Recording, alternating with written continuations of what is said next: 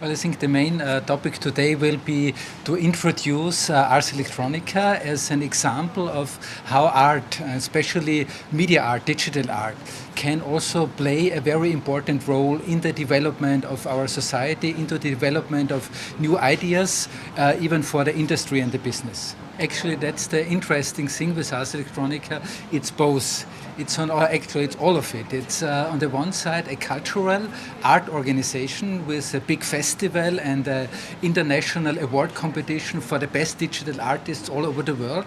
But we also have a very strong educational center where we teach and inform the people of our city, especially of course the young people, how to deal with all these new technologies, how to use it for their own benefits. And in addition to this, we have a very big research and development facility, our Future Lab, that is working with companies from all over the world to develop new creative ideas for the market. I think it's totally a very, very interesting and promising project and approach. It needs this collaboration, this alliance of the public, of the business people, of the corporations, and also, of course, of society, of artists, of culture. Only if we work together, I think we can really achieve to build up these competences, the expertise that we need to make the best out of all the possibilities that new technology is bringing us. Creativity is definitely very important. It's no longer something that, so to say, only belongs to the art. Creativity is what we need as individuals and as well as a society to be able to cope with the challenges of the future. Of course, it has been super impressive to see this huge construction, not only the building itself, but these 10,000 of people working there, putting some new icon for the city. And I think we need icons. We need this kind of light towers that are challenging also our idea of how the future is going to develop. And I think the combination between the iconic skyscraper, but then all this area around with the public spaces, with the educational facilities, this wonderful science fiction planetarium space that is being built there. I think that has a very strong potential to inspire people to be, so to say, open and bravely go into this future. We're starting our next session in terms of the big international event that's facilitated by LAKHTA Center alongside with the Grand Hotel Europe and Dom Knigi. We will focus on art. This is our fourth session, and that is an equator of our program and the agenda and the background of our sessions. And we really hope that those four meetings, at least one of those of today, would be as exciting as previous ones. So the public, medium, and art, we will tell you how the art penetrates and intervenes with daily environment. So I believe the speakers, every speaker is grand, and we'll be very excited about them speaking together, for not only will be able to learn about how the art communicated with public media, public spaces, but as an abstract. And to introduce our speakers and moderator, I will introduce them. Our first speaker is Olga Sviblova, a legendary manager and caretaker, one of the leading experts, one of the head experts in Russia and worldwide. She's a founder of Multimedia Art Museum in Moscow, and this is an institution that is in highest demand and probably one of the most creative institutions of the day. Olga Lvovna, the floor is yours. Our second speaker today is Gerfried Stocker. He's a manager and leader of one of the leading centers in the world that's focused on art and science, and we are very happy to welcome you here today. You are here for the first time in Russia. Welcome, Gerfried.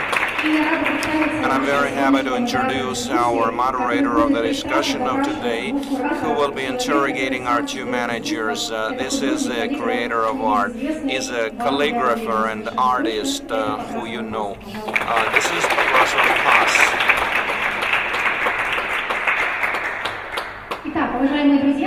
So, dear friends, we can be seated, and to me, the audience, I would like to ask a very brief blitz question. question like this. How do you feel about impact of art on city environment, if you could put it in a couple of words? What is the main thing? What's the bottom line about this interaction, Olga? I'm a bit intimidated to tell you what I'm thinking about that. I believe the art impacts the city environment depending on what kind of art it is. Sometimes it is best to not to implement, not to intervene the city environment with any art, not to mess it up, but it ends up in there all the time as memorials which we erect or move or dismount, and in a form of propaganda that takes different shapes. I will show you how it happens. But generally speaking, I am a protector of environment, of the city environment, and the main thing that generates, that shapes the city environment is architecture, and it also depends on excellent or not so brilliant architects. So in a city like we... To start with, I would like to tell you, to introduce somebody who fought for this discussion, and I recognize your efforts. Thank you for inviting us over here, but to be in this wonderful city and this beautiful Zinger house, which remained till today, I'm very happy to address a question asked during the interview that it can be also designed on Ligovsky and Nevsky. You don't need to implement to add anything else. You can look at this piece of art. This is Mr. Barty and even other work of art. Each of us is a work of art. Each of us is a work of art. So you should implement art of life into the city. Thank you very much indeed, Olga. Gerfried, what is your opinion? How do you feel? Is that a synergy, a synthesis of art and science? What is the most important in this interaction in the city environment and art? I think from one side, art and city is totally connected. Probably without cities, art would never have developed in all these different directions that we have right now that are enriching our lives.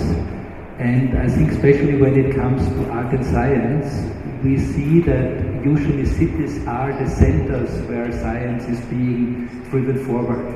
And I think both art and science need the diversity of opinions and the density of opportunities. And this is what cities are providing best. Cities are the most successful organization system of our society so far. And I think the most interesting area for me where art and city collide, interface with each other is of course the public space. I think this is really this is where city is most visible, it's the strongest point of city, and this when artists are working in the city, in the public space, I think it really has a very strong meaning as well.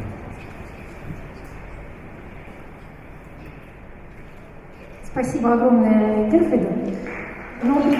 And because this significant value is meaning of art and artists that interact with public spaces, I hand over the floor to the artist.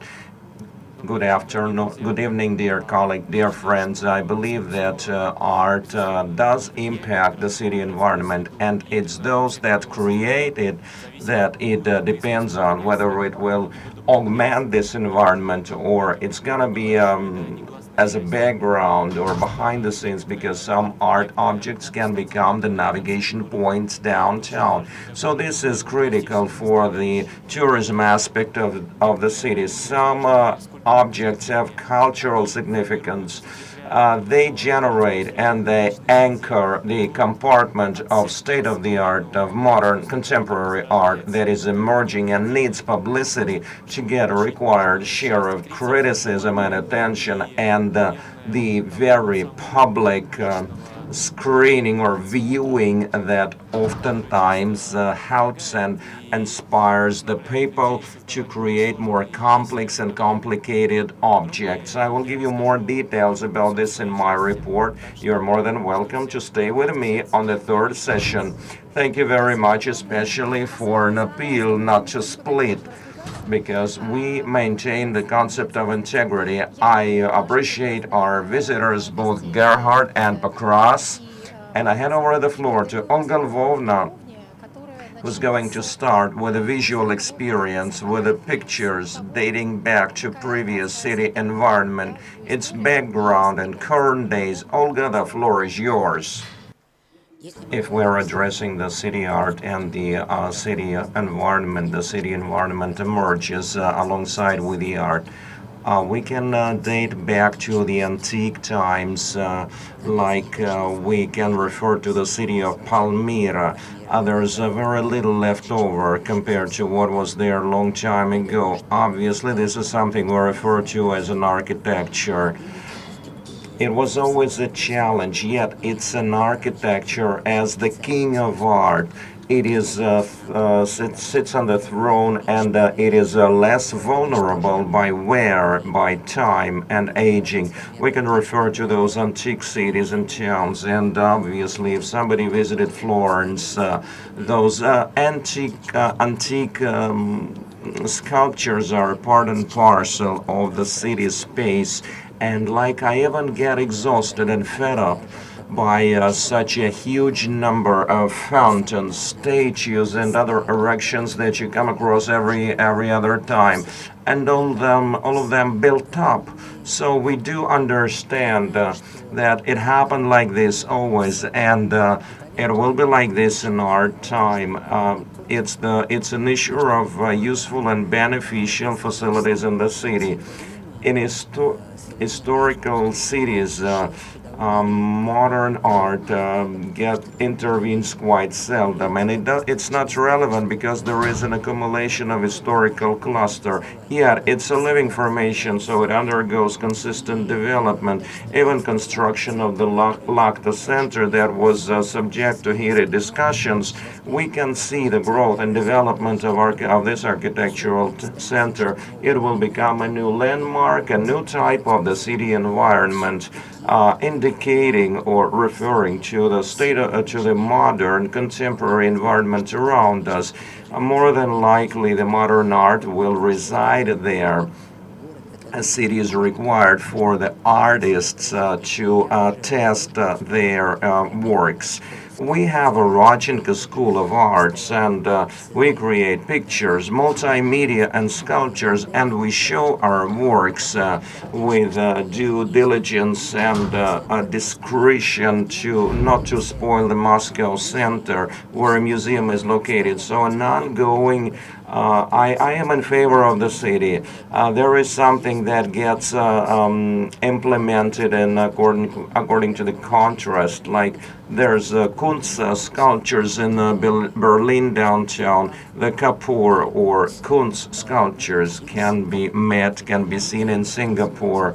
They comply with the new architecture and modern art. In Bologna, Kapur creates with a totally new and amazing charity, a cultural center, an ingenious sculpture. I have just seen it about 2 months ago. It might be one of his best works yet. It is clean. It's in a clean space of a new architecture, which is harmonized with it. When I was in Singapore, I came across something, but I couldn't find it in my phone. In the middle of Singapore, which has pieces of amazing architecture, and there's almost no historical objects, historical memorials left over in that location. It's about 50, it counts about up to 50 years. There was a monstrosity of memorial that I saw in the world. I should be happy about that. Because I love photography, and photographers with their cameras look at us. On this background, Peter I in Moscow is a real work of art, and it's huge. It occupies the main spot in the middle of Singapore, and you can understand the origin of this memorial. The people around the world that erect memorials, if we address intervention with the city environment. Primarily, we understand that to mean monumental facilities, provisionally sculptures. Mainly, it is done by creative people and managing people who do not always have a brilliant sense of taste. I'm not sure. The people who erected that memorial in Singapore are the lovers of photography, but the sculpture-wise and style-wise, this is a bold-face social realism in a form of burlesque, and it dating back to the 50s. For implementations, incorporations always take place, and this would be my quick presentation, focused on Moscow and something about St. Petersburg, but primarily it is focused on Moscow, and we go back to 1896. You can see the coronation of Nicholas II. You see a whole bunch of lamps and the style of end of 19th century. As a Muscovite, I feel moved and touched with the Moscow illumination because I appreciate its aesthetic parameters, and secondly, I appreciate the taxes that I have to pay and where these taxes are going. For last year, it was stated that we spend 1.2 billion rubles per year for updating and maintaining the system of lights and light bulbs. Moscow was always a city of tradesmen, so all the styles were usually blended and they were not pure. So having come across those awesome pictures, I understood that Moscow was happy with illumination back in the 19th century. And we can see these coronation pictures and we understand the style.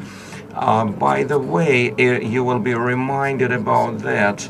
The day before yesterday at night, I learned that I had to take pictures, and I shot the remains of our new year, and it's on day and night, unlike Champs-Élysées, which has fairly modest lights to be switched off at night. We see all the symbols, so any intervention. This is an art in the city, and art design, it was always made by the painters and artists that express the style. We can see all those amazing lamps. It is not total style yet. And in 1912, this is a mass at the Red Square. We can see how it changes, and we come to understand that every time stylistically brings its own changes and modifications. This is something we saw on the first slides. We saw a bi-headed eagle as a coat of arms on the Russian Empire, and you can see a guy on the top. He is removing the coat of arms. Concerning the city life, whatever remained, whatever was not demolished, we were not active enough during a period of our active construction. You guys were more fortunate. So we started with replacement of symbols. There was a very famous memorial to Alexander III in Moscow. Everybody was used to it, and it was replaced with a new one. And Vladimir is the memorial to Vladimir is erected in place with two Kremlin towers behind, and one of the most beautiful classic homes of Pashkov just vanished. So this is something I see daily from on my way to work and from work, but people are happy. Even a cabbie will tell you that's a wonderful work of art. You can see. So a memorial was removed and brought down with a change of time. It's removed along with a coat of arms and crowns. Crowns are important because they will be brought back again. These are the phases, different stages. First it was decapitated, and the rest of Alexander III was destroyed and replaced by another new memorial quite recently. instead of a head with a crown, they started erecting something new. This is the first year of the October Revolution. We have just celebrated 100 years of the revolution, and we had a lot of exhibitions focused on revolution. One in Hermitage and two in the Russian Museum. We were supposed to schedule another exhibition last year, but I understood I'm no longer happy with the Russian vanguard style, no matter what. So I understood that in talking about the art of revolution in 1917 is not correct, because the February Revolution was not noticed by the Russian painters. Eisenstein writes that everybody was used to hearing gunshots, and he has an awesome description of the Winter Palace. Eisenstein was always near that Winter Square in front of the palace, and he used to read a book. The only thing he heard from this attack on Winter Palace was a few gunshots, sounds of gunshots, and everybody was used to that. By the time in the morning he found out that October Revolution broke out, and it is in our books. Basically, there was pictures in our history books during the shooting of the Eisenstein movie called October. So he created a myth about a storm and attack on the gates, and how the people basically kicked the older authorities out. We know that it was much calmer than that. So the Red Army didn't really mess up Zimny so much. They didn't destroy the palace right away. It took a while. This is after one more year. This is where the new authorities interact with a new style, and it's the style that was the best to match the style before the revolution. As an Imagine artist, as you understand, the famous exhibition with a black box of Malevich. It was in 1916. There was a smell of revolution in the air, and the artists felt the vibes, but it was two rooms, and Muscovites struggled with Malevich for the room with the Muscovites. Mr. Kotlin was struggling, and Stepanov was writing that attention of spectators was ensured. And Malevich took the whole audience of the media. They were fighting because they were emerging, but after the revolution they were no longer emerging, because the revolution demanded another type of art, and the modernism, simply because the second title of what we call the Russian vanguard is a modern art. This is a global trend. The modernism emerges as it applies, as it appeals to an icon, which is a fitting medium. To put it in other words, the input of the Western modern art was African masks. The icons and icon graphics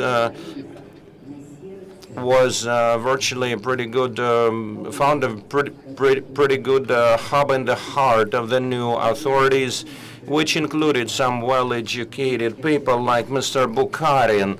So we have an exhibition to the victims of political repression, which we opened immediately after our president opened the monument in downtown Moscow.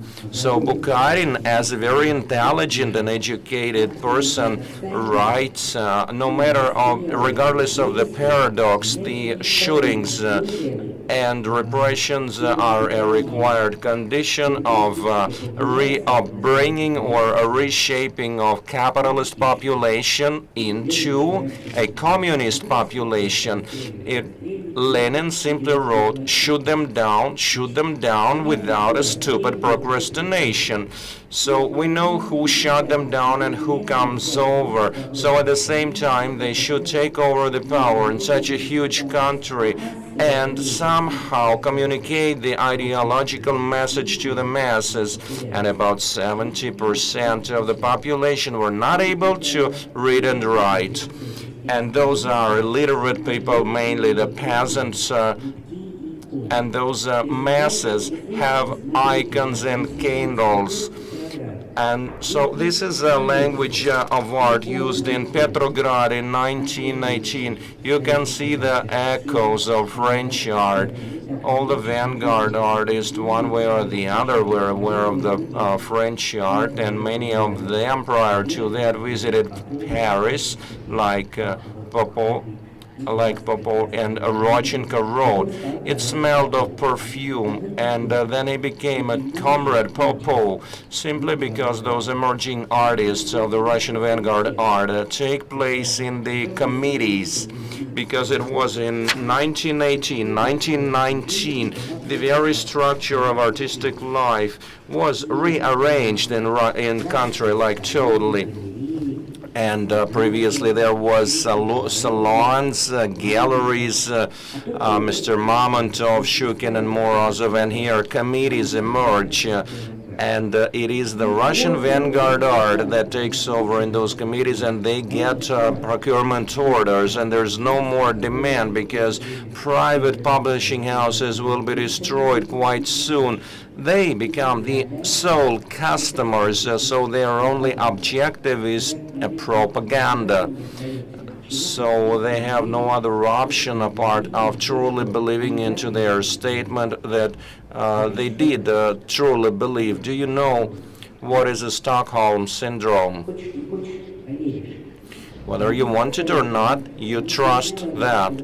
So they had a competition about as the servants of communism, and partly they truly accepted them because the life around them irritated and annoyed everyone. That was true. On the other hand, it was the only employers, and they immediately start making new art. That included the Silver Age artists and others. So we can see all the transient forms and shapes. We can see that implementation and intervention of the art into life appears to be quite rapid and fast-paced. If we look into this obelisk, the garlands remind us about the coronation of Nicholas II. But if we look into the shape of the obelisk and we remember the crowns and the other part, heraldic symbols, we can see how the Russian vanguard starts quietly getting over the universe. Look at this awesome Karl Marx. Can you imagine? 1918, the country is totally destroyed and infested with famine because of the First World War. The Civil War started. What do the new authorities do? They give the money, they give funds for new memorials. Look at Karl Marx. He is styled anew. It's a brand new style. It is very different from Alexander III that's just been destroyed, and we understand how the modern art appears to stylistically intervene and get implemented into the mass propaganda, and through that intervene the city.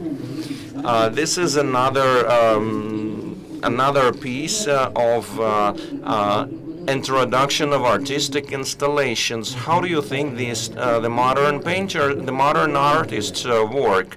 The question is about the customer. This is a typical artistic activity, an event looking quite modern. This is a burlesque on a red square, satirical figures, 1919.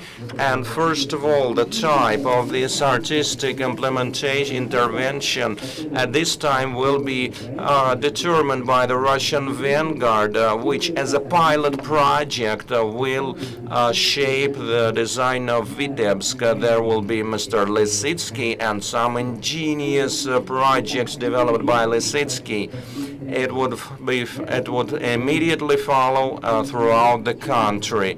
They had nothing more than telegraph. The first fax appeared by the end of the 80s. How could this style spread so rapidly as an intervention into art and implementation into throughout the whole country?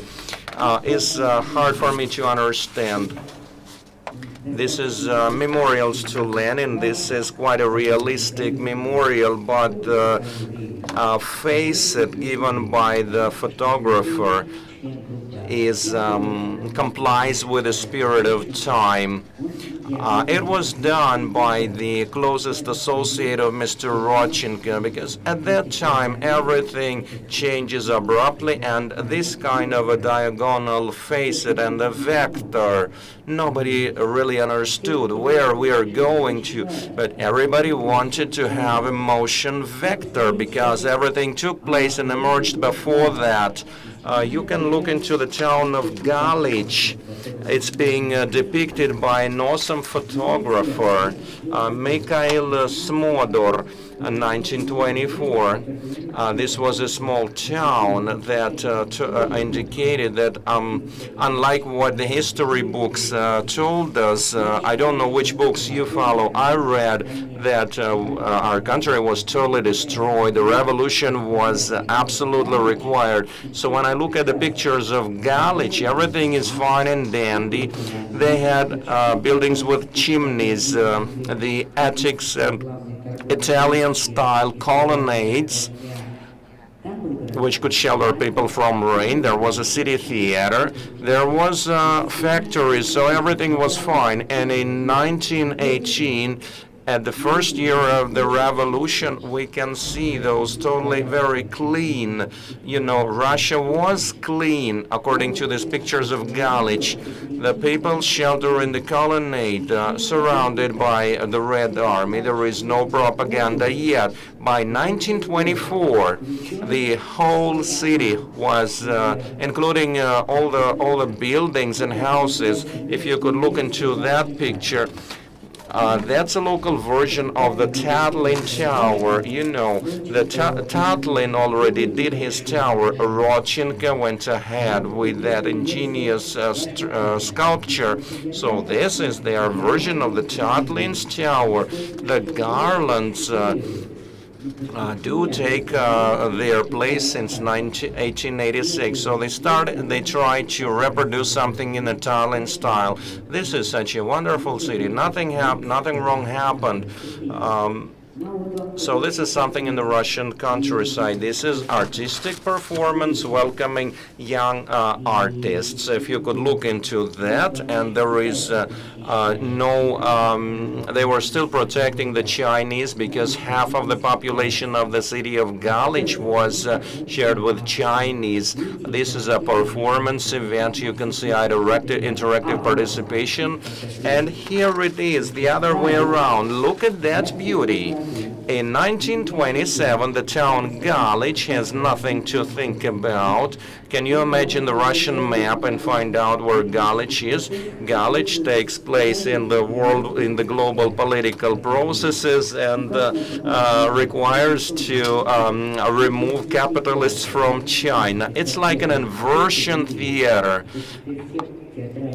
Now all the theater actors want to have a museum. And I'm reaching out to theater. Look into that. It's a wonderful piece of art in the town. What is that? It's an art in the town. So the Chinese replace the toiling forces to the capitalists. It's a major statement and actual to the day. It is brilliant because even today we've got one of the most important in our present day art is conceptualism. So that we can, if we have a look at Tatlin Tower, we can see that this is 1929. It still uses traditional Russian style. As we can see, for example, Kustodiev with photo albums, and you know that albums of photo art by Kustodiev. And her great-granddaughter, who works in the Hermitage, has a family album where she can see, where you can see all these photos, and they scanned and they made digital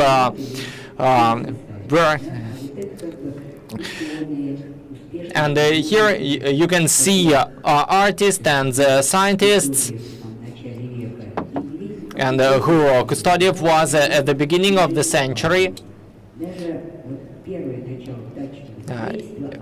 And even if we start from the beginning of building of country houses, it was very typical for Russian, and even here we can see some reminiscence of traditional Russian architecture, of wooden architecture first of all. And here we can see Lenin on the Tatlin Tower. And everything is put together, traditional art and modern approach. And even the reminiscences of classical period. There were quite a lot of such decor, and now we move back to Moscow, and we see that in 1929 there was a lot of illumination. And we can see that this is quite beautiful. And in 1930s, like 1936 and to 1930, there was social realism and vanguard art and vanguard, and the diagonal directions were quite popular.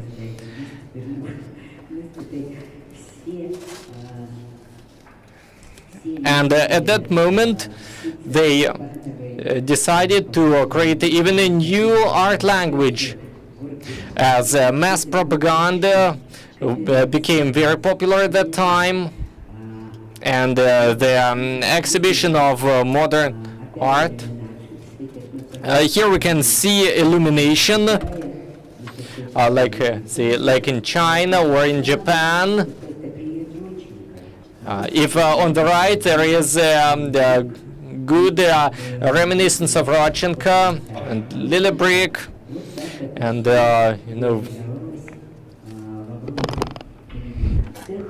and it all realized in great illuminations. And so in 1930s we can see still there remnants of old style, of old vanguard style, like you can see the 1st of May in and we can see the mass propaganda as an art in the city. And what is the most expensive is the Light Festival. And here you can see an example of constructivist art, of visual structures. Here is the illumination of extreme beauty, which is the diagram of subway map in 1932. And here is the diagonal line, which is the dominant in the city. But finally, in 1932, there was social realism decree, and so the vanguard gradually came to its end. And here we can see Stalin, and we can see some remnants of constructivism elements like Izvestia building, and together where today we can see a Pushkin monument. Here is a totally different monument. So there is an interesting mixture of art, and the art as it reflects the spirit of time. Спросили сегодня, что ставить на Невском. Ну, он хотя бы в канаве сидит, но да. Здесь он даже уместен. Это, конечно, сатира, но, кстати, здорово сделанная, но, к счастью, эфемерная.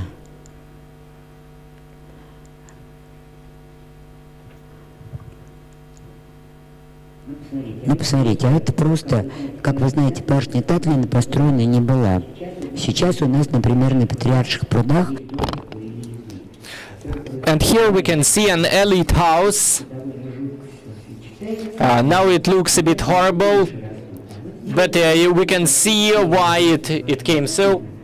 And here we can see one more realization of Tatlin Tower.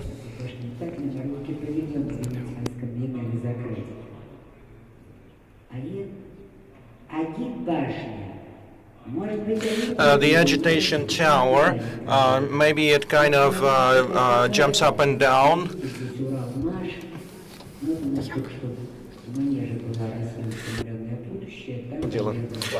Because this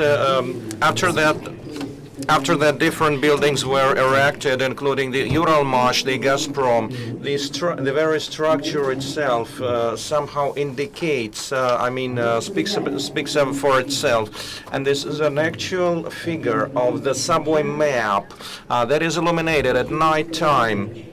And it's a really fortunate, it's a really great solution. And that one looks like a guillotine.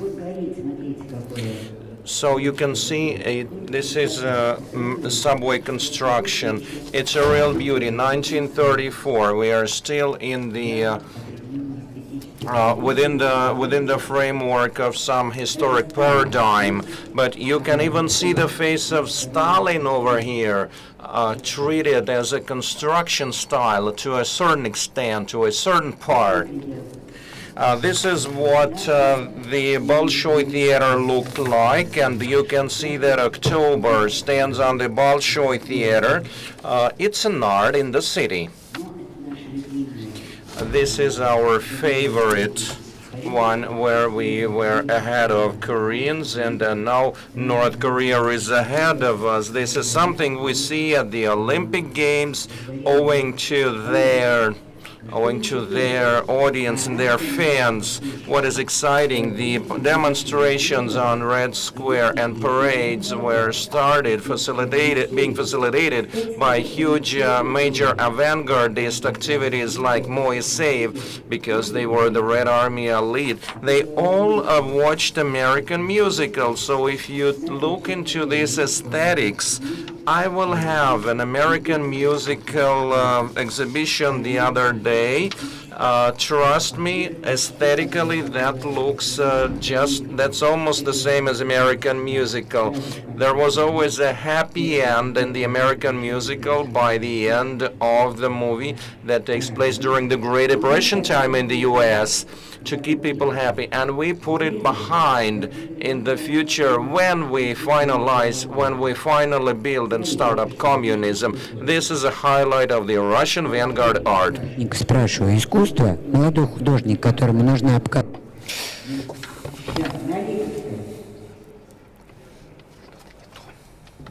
Да, я надеюсь, что Лиговский мы. A02 English и... Видите, а вот посмотрите, какая... Все правильно. So look how beautiful it is, how monumental it is, and all the modern shapes, something which makes the art in the city. Look at this bull. Look at this bull, and which was invented for our World Championship.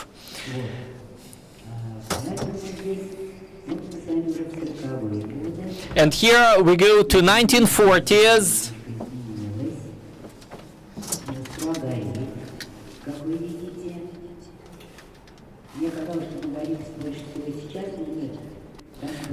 And Moscow is getting more and more And here you can see what size is the monumental propaganda. And well, I have only 10 minutes of my lecture, so we can see the size and the architecture and the portraits of people who had to be well known by everybody. And here is 1947, and soon we'll understand what happens. Here is the spring fair, and it looks like Maslenitsa, and you can see Moscow University, and you can see how bright is everything, how it glowing like Olympic fire. And this is quite interesting, because this is the choice of the place for a memorial to Mayakovsky, as there are requirements for the height, and like in the cinema they check the size and the distance, and here they are trying to move the model of monument to Mayakovsky over Mayakovsky Square to choose the best place. And here we can see one position which was not good, another position which was not good as well. And of course it is not relevant to only Moscow. We can see quite interesting thing like hands off Lebanon, hands off Iraq. Here is a demonstration in front of American embassy. And here we can see how it changes, and how it gets stronger and stronger, and the night illumination, the night glowing of the cities in 1960s, and in Moscow the city is flourishing. And these big blocks of flats in New Arbat, and at night they were glowing, and when I was sleeping I really could see at night when everything was glowing. And here is a strange time when in 1970s there was the stagnation time, and at that time monumental propaganda, which was so dynamic, in 1920s it is gradually losing its character, so it gets not so dynamic, but it increases in size. This is Lenin's Jubilee, 100 years. And of course, as every artist wants to occupy as much place as possible in an exhibition, now everybody tries to occupy as much place as possible in the street. And so as propaganda does not influence anybody, but it gets bigger and bigger.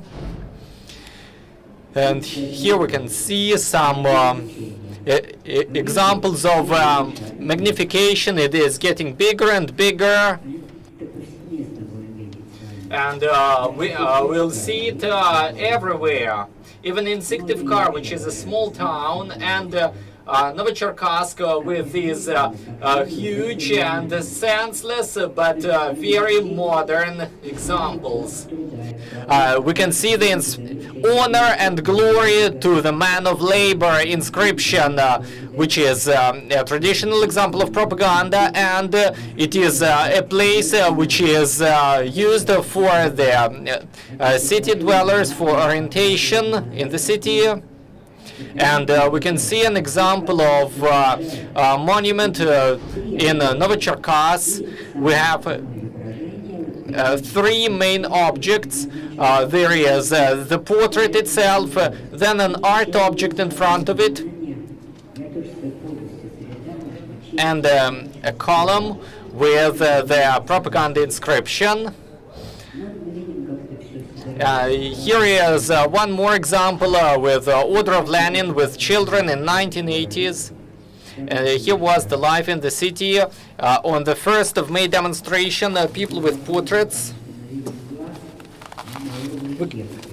And we can see the eye on the level of the cap. And one more example with huge portraits and only the feet, because this portrait is in progress of putting on. And how can we go on just the lower half of the leader of world working class? But it is a bit of senseless, because it is, doesn't have any sense in aesthetic meaning. And I love this picture. This is brilliant pictures from Novokuznetsk. Unfortunately, he has died. And you can see these mobile structures because the art was important. And here we can see some other mobile structures. In 1988, this is the time of perestroika. And on one side, we can see the example, 1917, the revolution is going on. But if you see this structure, that even in these propaganda slogans, like all power to the Soviet, that you can see the same vanguard language and vanguard style getting back.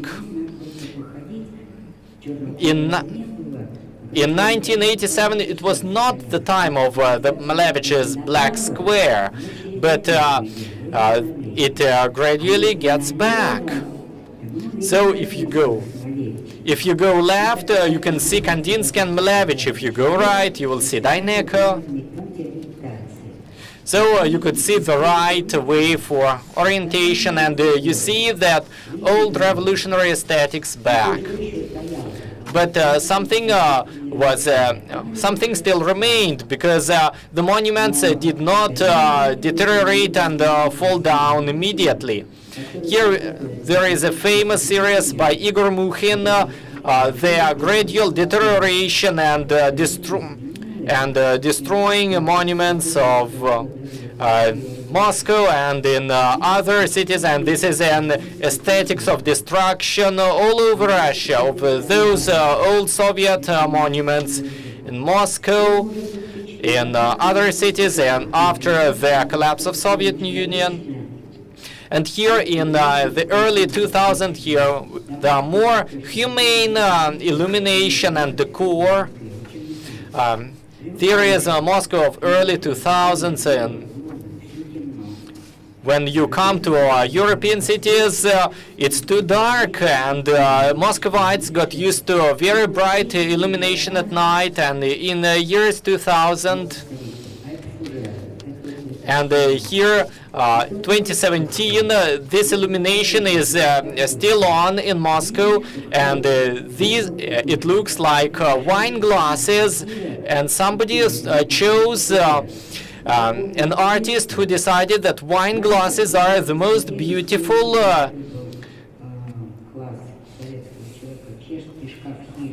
and we know that in the Soviet times they were Czechoslovak cupboards by Helga, and they were usually full of wine glasses, which were a popular present in Soviet times, and now we can see a reminiscence of wine glass illumination. But classic style is still well familiar to European and Russian people as well. Most of all, I like the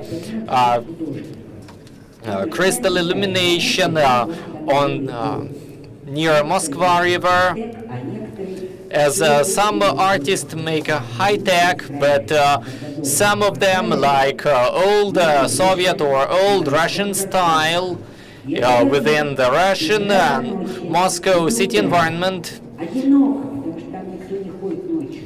This place is quite lonely, but the lights are still glowing, and I'm really happy to see this example, which looks like a bathroom, only there is no bath. And here is a fan from Venice. As this is a true mirror. This is not an expensive mirror, but with a lot of glowing lamps. And it is also at the Moskva embankment, where there is nobody at night, but it is glowing. And 2018, this year, as art never appears by itself in the city. Somebody takes decision to introduce it. And here is a Venice mask, which is not really patriotic for Russia, as it is not typical for Russia. In Russia there was a kokoshnik, which is more traditional. And when you come from Kremlin, you still see a lot of some elements of decor that are that look really alien for us. And in each time there are each symbols, and I think that works of art should not be too dominant in the city, because in the city architecture is important. And anyway, whether we like it or not, we go through mass art and popular art in the city. And it makes us remember and think more about it. Thank you very much, Olga Lvovna, for the depth and for us for this excursion into the history of Moscow and the history of popular art in the city.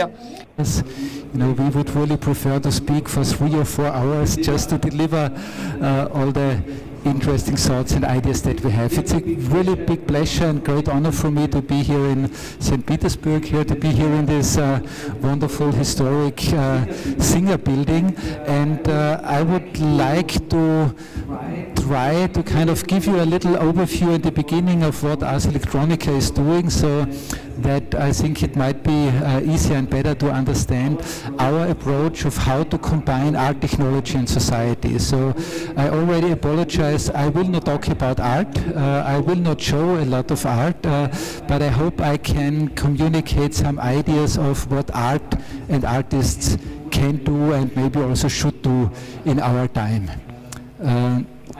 I'm coming from a city that used to be an industrial city, was quite wealthy in the time after World War II because of its steel industry, but in the late 70s and 80s, as all over the world, steel industry went into global recession, and the city of Linz had to look for a new direction and a new future. And this is actually the moment when ARS Electronica was created. So I think a very big difference to many, many other art institutions, events and activities of ARS Electronica is that it was actually not founded because there was some important collection of art or some important artists working and they wanted to show something. It was actually created to help the city to make a change and develop a new future.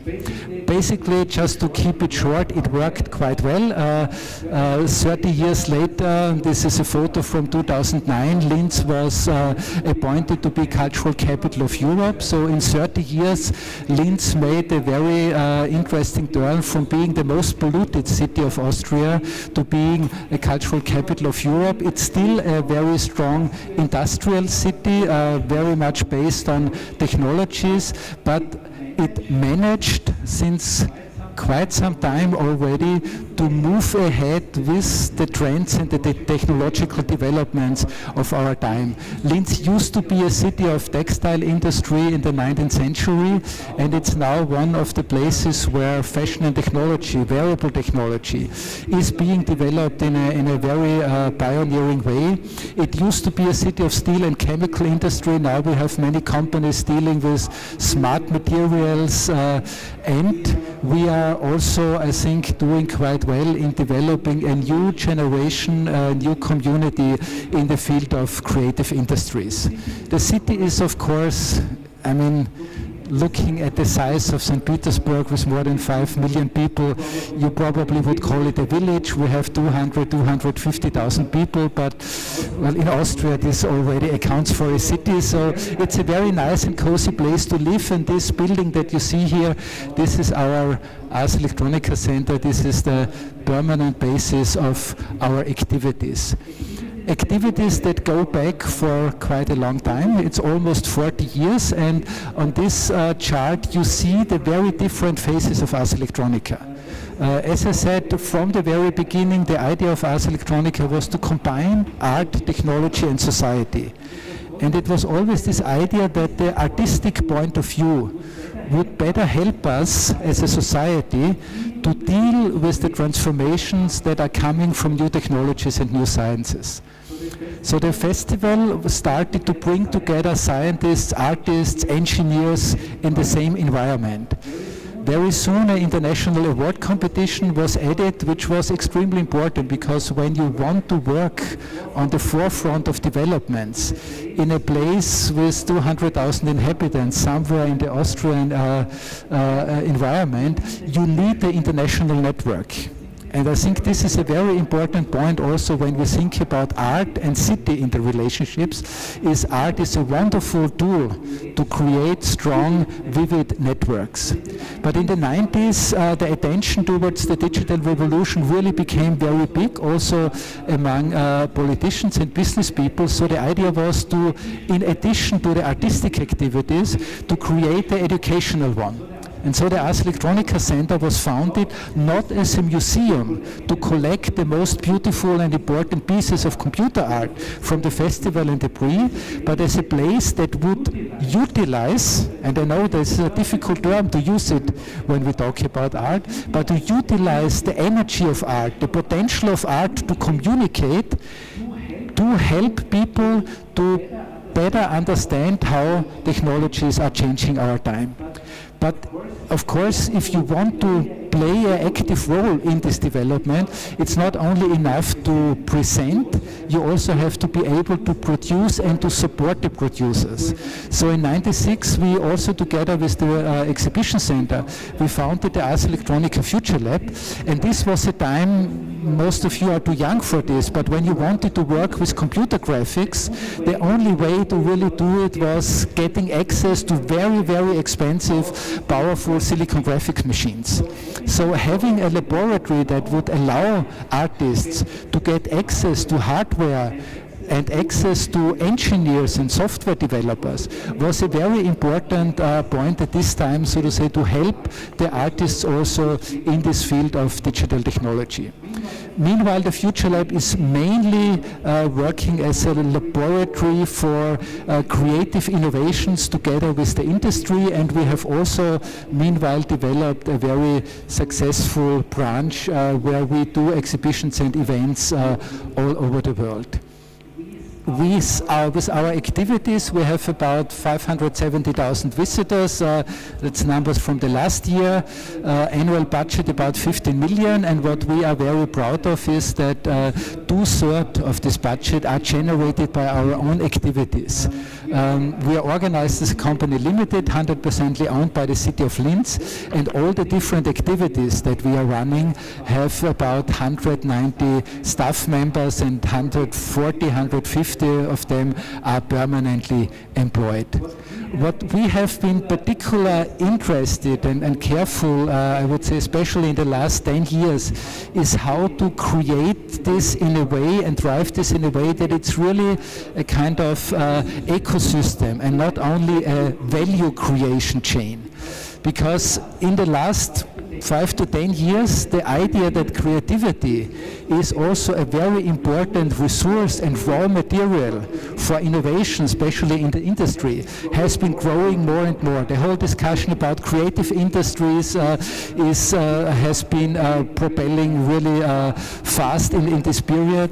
And for us it was clear, if we consider creativity as a raw material, we have to look at it in a different way. It's not a raw material that we just can dig out of the ground, like oil or coal or iron ore. It's a raw material that you constantly have to create, build up. It's like education. It's much more an investment, and only the next generation will benefit from it. So how can you deal in all these fields of the demand for public education, the demands in the interest of the industry for creative solutions? How can you set up a system that always pays back and contributes to nurturing the soul where the artists and the creative people are working? The most important part, of course, is the festival itself. And I think important part also how, again, a festival can kind of contribute to the development of the city is in a very simple way, introducing the city year by year with very advanced concepts and topics.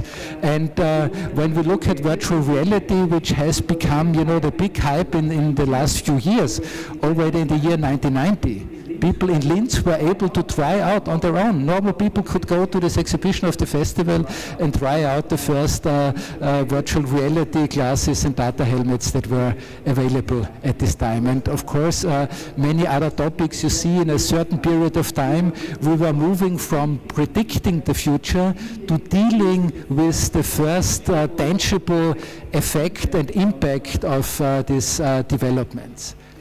A very important part, and of course it's again different because we're a small city, but the festival is taking place all over the city. Of course we had many years, decades, to establish a very good relationship to the city, to the government, but also, and most importantly, to the people.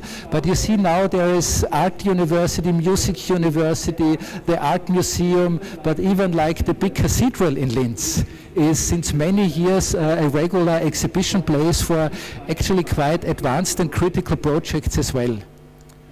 And we are very proud that this is the audience of our art festival. So it's not people like me dressed in black and always looking very serious at the artwork.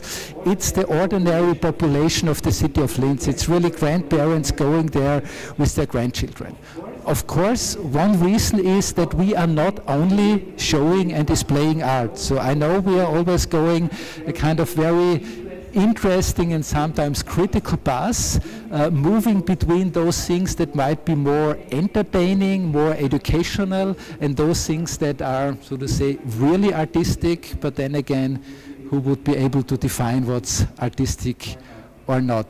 The great thing, advantage for us in the last years is that we got this huge former logistics center of the Austrian postal services as the main venue of our festival, about 100,000 square meters of really very amazing and interesting spaces. And just to look at the last 2 years, we had topics that are actually not very easy to comprehend and understand for normal audiences, like radical atoms and the alchemists of our time. But nevertheless, because ARS Electronica exists for so many years, every time people just go because they know by now that one or another thing will be interesting for them. And when they come, of course, they are exposed to very interesting experiences. It is still, after so many years, or maybe because of so many years, I think the largest gathering of artists in the field of digital art and media art worldwide. Only last year, when we had artificial intelligence, the other I, the other me as a topic, we had 1,024 artists and lecturers, presenters coming to Linz for this 5 days festival and presenting their works. But again, as we are always very proud in showing in these videos, it is not an exclusive event for the digerati and the artists alone. The reason why we have such a good, so to say, standing and relationship with the city of Linz and the people is probably that in the same year when the festival was founded, and imagine in 1979, people sitting together to talking about how in the future computers will be something not only that's important for the engineers and the factories, but something that will have a social impact. I mean, this was super weird, and this was a very small community of people who were actually interested in it. But at the same time, they decided to make a very huge popular event to also deliver the message of the changes that are coming to the broad general audiences. And so they invited artists to make spectacular light, firework, laser shows with digital music or electronic music. It was not digital at all at this time, electronic music. But the very interesting thing is, in these early years, they were announcing this event already weeks ahead on radio, and asked people to tune in to the radio at a very specific time, Saturday evening, 8 o'clock, open your window, tune into the radio station, crank up the volume and put the radio into the window. And actually thousands of people were following this, and so what was of course a popular event already for the people coming to this performance really became a social media event, as we would call it, that allowed people in a certain way a kind of participation, even in times when media itself, like radio and television, was not participatory at all. But I think it's a very good example of how by exposing people to new ideas, you can reach out far beyond the audience that you usually would be able to attract. And this is a strategy that we have been following through all these many years. A few years ago we made, again for this big outdoor event, we invited people from the city to join us in our center, to join workshops where they were invited to create these characters. So a letter for each person that you could carry around, and it was their own decision how to design it, how to make these letters look like, also to decide which letter they wanted to take. But then on the evening of this event, I forgot to say, each of these letters was also then equipped with LED lights inside and with a special radio receiver that could be controlled by our computer. So we could purposely switch on and off the lights of each of these characters. There were about 3,000 of these characters designed by the people, and then on this day they were organizing parades, marching, and the nice thing was really that actually it just came up during the project. We didn't even think about this so much in the beginning. As long as you only have one letter, well, it's pretty poor, because in German language we don't have a word with just one letter. I mean, I can make a G because I'm Gerfried, and then I can walk around as a lonely G. But if I find others, I can write a word. If I find many people, we can join and we can write a whole sentence and we can deliver a message. And so there was a web platform created that allowed people, so to say, to join to groups and be able to deliver quite interesting and complex messages of the day. But the most important thing for us was, of course, in an event that is usually an event where you just stand there and you look at the fireworks, at the laser, at all these big impressions. Suddenly, from the big stage, it was, so to say, brought over into the realm of people, and many of the people became really active part of the show. Many of the ideas that we need to do this and many of the talents that we need to do this are actually recruited as a byproduct of the ARS Electronica. This is this international award competition, and as you can see here, the list of prize winners since 1987, it is really a kind of who is who in the field of digital media and digital art. The center, as I said, is mainly educational place. It is, as you see here, mainly living by workshops, by courses, starting with a special program for kindergarten, going through all the schools, working with universities.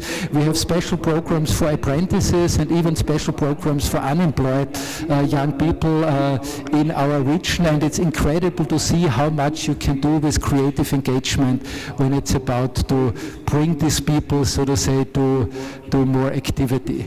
These are just another few examples of our exhibitions, which are always playing between this field of design and art technology. This is a very interesting project, a 3D printer that can print inside a drink. So you can, so say, 3D print your drink. This is a very, I think, famous project of the Italian artist Crayola, when he started to use a CNC robot to rebuild, reconstruct I Captivati, the statues from Michelangelo, for example. Very interesting for us, of course, is to really use the technologies in a very advanced way. I think the best example is the space that we call deep space. It's a huge projection space, 16 by 9 meter wall, 16 by 9 meter floor, everything stereoscopic with 8K resolution. So really the best possible quality that you can get now, but it's not a cinema, and it's not like a planetarium where you just sit and get the wow effect of impressive images, but it's specially designed, and this is why we need this high resolution, that people can walk around.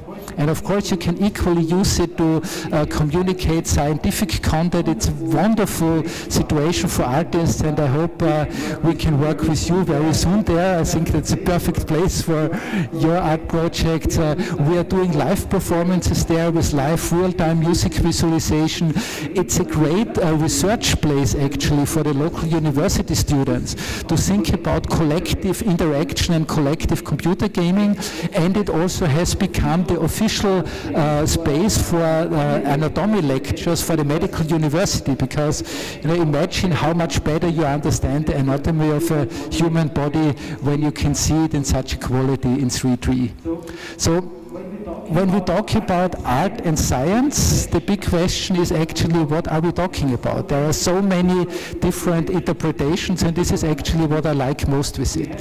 We have art as science, this whole idea of artistic research that became very powerful and popular in the recent years. But of course we have all these things. When people talk about art and science, you never know, think about art and new media, art and technology, art and innovation, art and industry, or anyway just about creative industries. Some artists doing cool stuff with technology, oh, let's call it art and science. But for me, it's always, as long as these terms are so blurry, this is always a good indication that there is still dynamic inside it. And of course, all of them are driven by very new paradigms for the art that had been, so to say, caused by the impact of digital technologies. We have this whole process from focusing on the document to the event, from object to process, from private space to public space, from the individual to the collective. And in recent years we more and more get the kind of hype of talking about the post-digital age. And I think this is very important to consider what this actually really means, not only for the art, but also what does it mean, for example, for design. We have completely new paradigms as well. In former times it was important to design the shape of objects. In our times it's the functionality.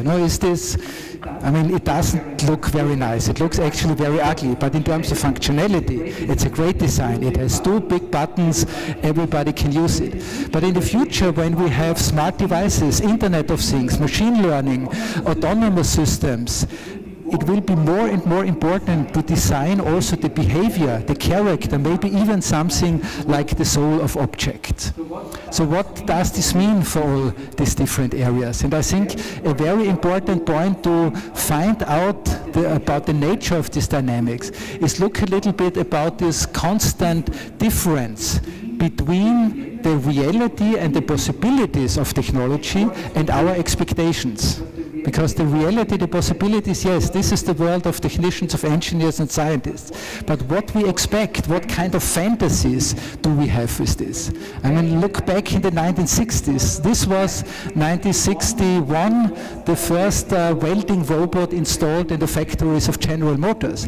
But this was the public fantasy about robots in television, in the Hollywood movies, in the comics. And that's, I think, quite interesting that the servant robot already in the 1960s looked like a woman, in the same way as we have now Siri and Alexa. All the digital assistants usually have female voices and female names. But even when we go nowadays, this is, and I'm sure you know all these videos of the Boston Dynamics robots making backflips, or the dog that is opening the door now. But the reality when we look at robots is this kind of very stupid dumb robots. I mean, there are at least 45,000 of them in Amazon warehouses, but the only way they can work is because like almost every 50 centimeters is a little QR code on the floor that helps them to know where they have to go and what they have to do. And while Amazon's Alexa now, there was some numbers that last year 25 millions of these Alexas have been sold, so there are 25 million recording and surveillance devices distributed through homes all over the world, and everybody who has worked or tried out Alexa or Siri or whatever you might use knows how stupid these things still are. But when we talk about it, when we discuss in public about digital assistants and artificial intelligence, this is what everybody has in mind. And this is really very interesting because this is informing the way how people think.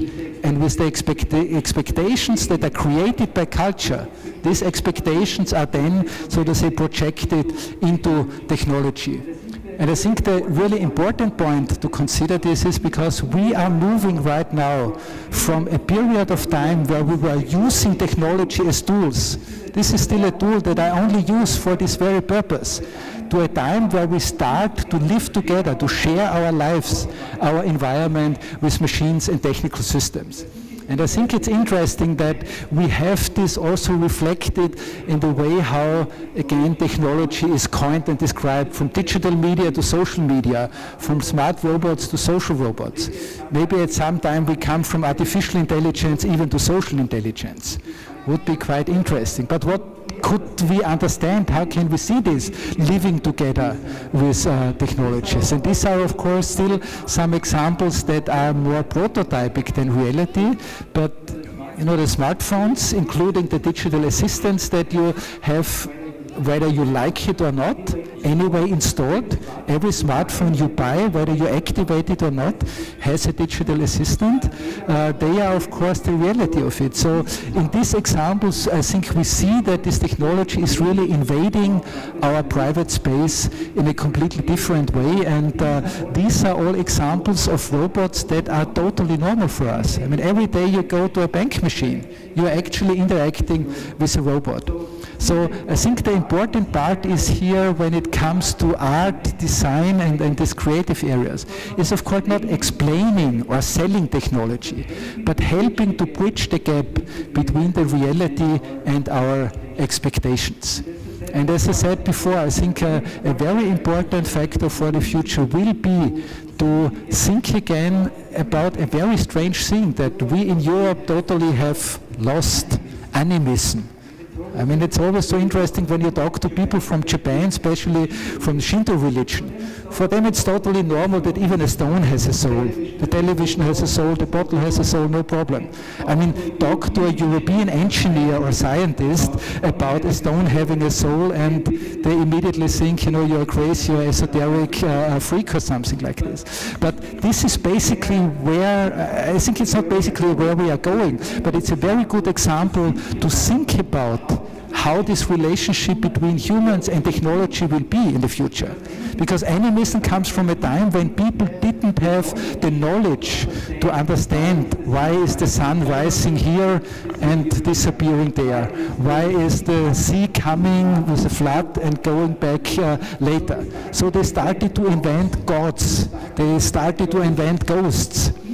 In this future, most of us will not be able to understand at all why one of these autonomous intelligence systems is acting like this or that. So how can we avoid, so to say, to fall back in these dark ages where we were putting everything, so to say, to ghosts and gods or whatsoever? How to maintain, so to say, our competence in living in a world that is full with technology? And I think another important point that you cannot write big enough, we are usually talking about the technology. And most of the presentation and lectures, even most of the time when I speak about it, I talk about how technology changes our life, how technology changes our culture, how technology changes our society. But what we never should forget, it's much more the other way around. It is us humans, we create technology. There is not a single piece of technology on this planet that was not conceived, realized, and applied by humans. There are no aliens passing by and dropping all these terrible devices that are partly not functioning to terrorize ourselves. We do it, and we do it for good reasons. And culture is a very, very strong repeating pattern. I'm sure you have the same discussions here in Russia, that especially elderly people always complain, these young people, they get so unsocial monsters. Instead of talking to each other, they sit in the same room and everybody is looking into the smartphone. And of course, this is the images that we see nowadays. But I was Googling recently Vienna Cafe. And of course, the Vienna Cafe is like a symbol for social space. And then you find these images. And the only thing that is different, of course, is they had newspapers and they have smartphones. But maybe the most important difference between this is that now we have at least 2 women on these photos and not only the men, as we even had in this time when technology was getting, so to say, the important tool for the businessman. And the interesting thing is, of course, how are cultural patterns reflected? I mean, this is a vision from 1930s, where technology has been seen as something to be a very important tool for the emancipation of women. This was the time when, of course, it was not possible to build this technology. But guys like Paul Otley already had the vision of a multimedia network terminal. But then in the 1960s, I mean, this is also just a dummy, but when it was slowly possible, at least so to say, to simulate it, what do we see again? We see a woman shopping with the same computer, and we see the husband coming back in the evening, doing the balance checks and paying the bills for his woman. Or we all meanwhile know how important women had been in the whole history of computers. The ENIAC computer, the icon of American computer history, has been mainly created and developed by women. But then when this technology suddenly becomes sociable, what do we see again? Even, the wonderful Apple company. How did they promote the computer? There is the husband sitting in front and doing some work, and his wife, well, she can make the dinner, the lunch, or whatsoever. So I think this whole question, what is behind these visions? And of course, I purposely choose the LAKHTA Center also here, because the vision to say, wow, we are building the tallest building in Europe or whatsoever. Sorry, this is not really very advanced. But the question is, why do we do it? And how well are we going to, so to say, fulfill the expectations? Because in the same way as I said about computers and robots, buildings, cities, infrastructures are part of this technology that is raising our expectations. And many of the things are not new at all.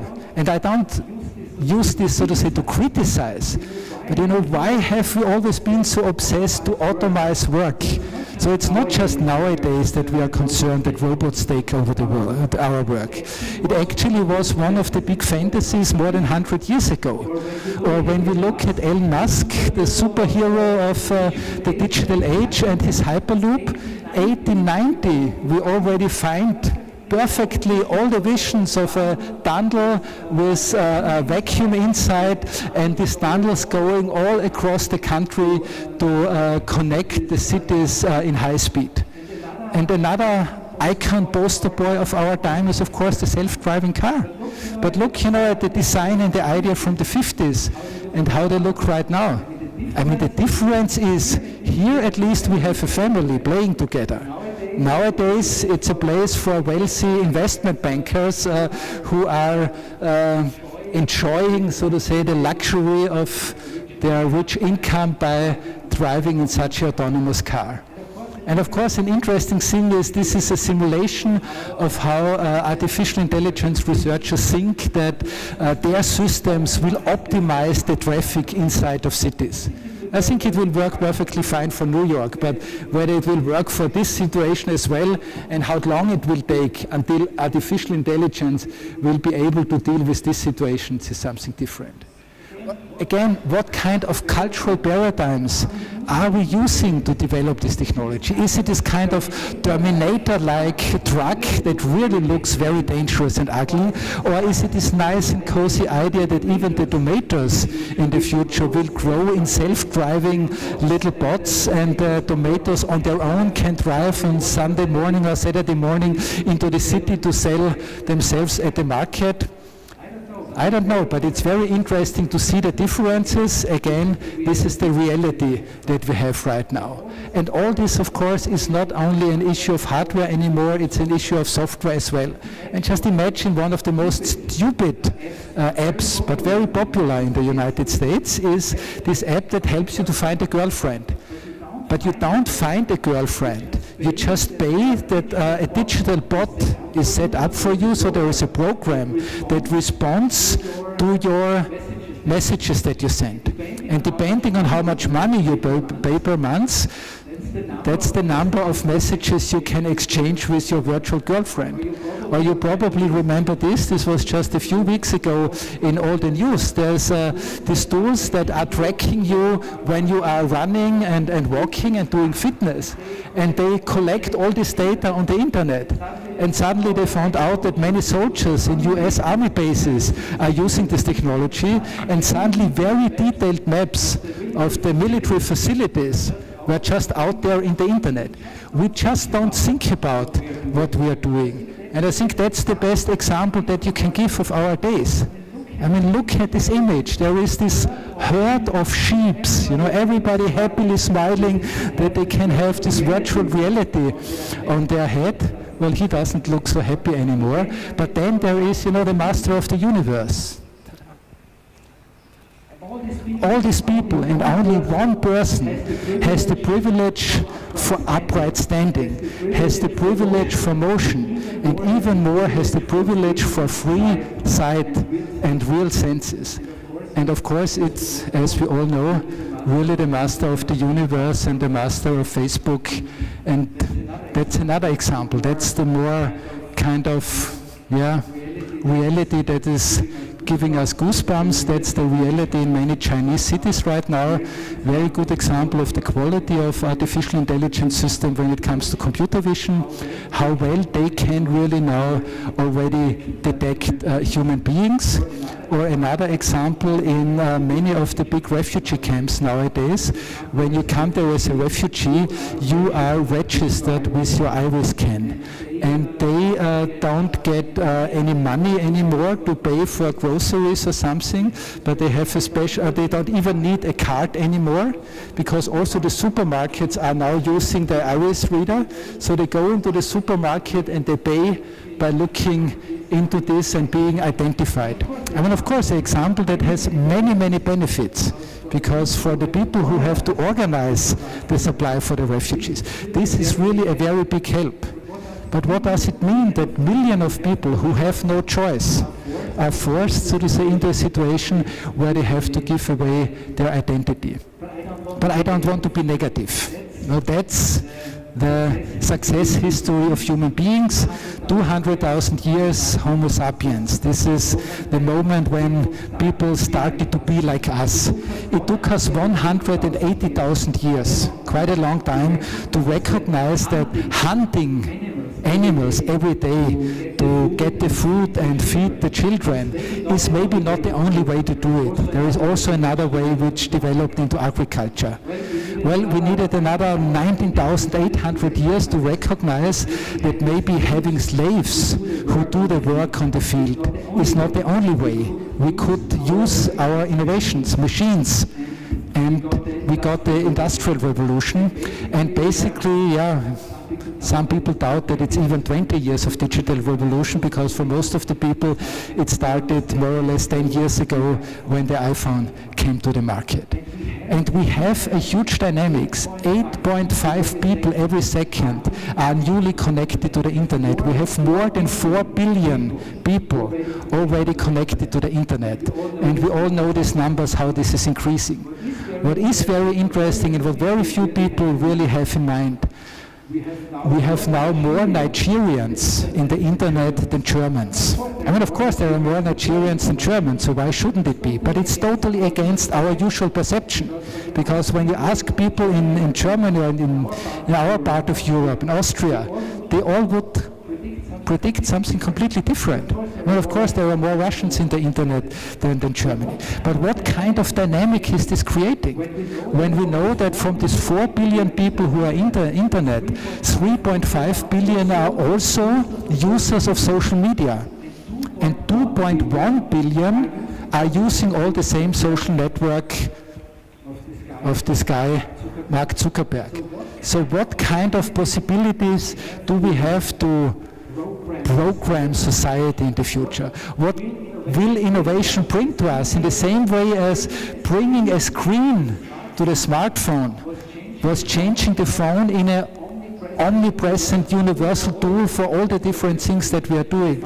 And the funniest thing for me always is to know that nowadays people are using the torch function of their cell phone more often than to really talk with somebody. I think it's a very good example. We saw this already, and I think the real interesting thing now is not so much who will be able to build the best next machines, but where will be the people who understand the new ecosystems that are coming. Because we are not only talking here about human rights and how to make it more acceptable for our society. All these things are hard facts for the economy. Only those products who will be able to create a good balance between their services and in harmony with the user, they will be successful.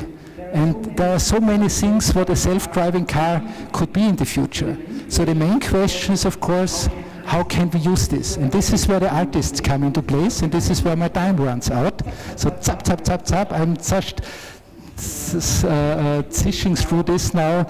We know all these issues of creative industries. It is still a very important part to design all these media environments in a higher quality. And of course, this is not the role of artists. Artists have different things to do. But in a certain way, I always say, well, if nobody else can do it at the moment, then at least let's ask the artists. And the environments are not just, trade fair things or brand lands. There is a lot of wonderful things how we can design our public spaces in a way that they are interactively connect us with this digital world. We were talking about the challenge of the post-digital time. One of the most important things is how can we create bridges and communication between the powerful digital world and the very important and necessary world of our bodies, because we never will get rid of our bodies. And this is something where I would say this is already one of the tasks for artists. But then there are really interesting things, and this has now nothing to do with art, but it's made by artists. This very great idea that instead of showing a little roadmap in a car navigation, because we know nobody really can read roadmaps. So instead of a roadmap, have a virtual follow-me car driving in front of you. Has not been invented by industrial designers or engineers or car manufacturer. It is actually came out of a project where artists were involved. The whole question, how can we communicate with all these robots around us? What can we do in a world where robots will be, as I said, no longer in the factory halls, but will be part of our daily life? When we look at the research that the industry is doing, they are perfectly concentrated to solve the problem how the car can see and understand the environment. But they don't really look very much for this person. How can we as pedestrians we don't even ask for being in contact with a robot, but nobody will ask us anymore. Robots will be everywhere like this car. So how can you understand what the car is doing? A very simple question. When you are on the street, you want to cross the street and this robot is stopping for you. How do you know it's not stopping because the battery is empty, because the computer had a breakdown, but it's really stopping because it gives you the way of ride? This was a very interesting research project we did for several years with Mercedes-Benz. involving the artists, again, not to make art projects, but to contribute with their expertise to this very difficult thing. And it's actually all about storytelling. It's all about qualities that you need that, again, they are not what makes an artist, and it's not the job of artists to do this, but as long as we don't have anybody else, maybe we should do it. And this is why we developed a kind of concept and theory behind this that we call art thinking as an additional step to design thinking. Because design thinking is very good when it's about to find solutions for problems. Very well established. But what about when you don't even know your problem? What about when you're still trying to find a direction? When it's about to understand the possibilities? And then a very old way to describe art suddenly becomes in place. When you ask people about the difference between science and art, very often you get this answer, science is here to give answers, but art is here to raise the questions. But what kind of questions should we raise with this? This is of course something that is very much than just kind of skills or handcraft. This is something that is extremely important to develop in an alliance. And I think as we're coming to an end, the most important point of our time is that the problems are much larger than the expertise of every single group. We only can deal with the challenges that are ahead of us when we join forces. And therefore we have again to find an ecosystem where it's possible for the art to contribute. And to stop with another banality, art can only be useful if it's allowed to be totally useless. Thank you very much.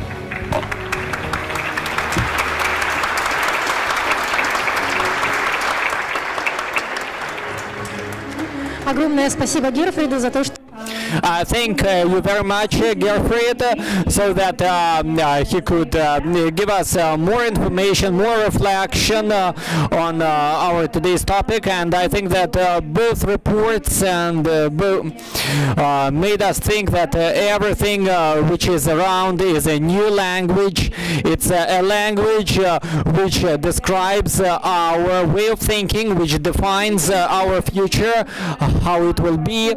But let's not make a break, because we have already collected questions from the audience, and if anybody else has any more questions, I will invite Olga Lvovna and Gerfried to the floor. And of course I'll invite our artist, our moderator, who will also have play the role in our discussion.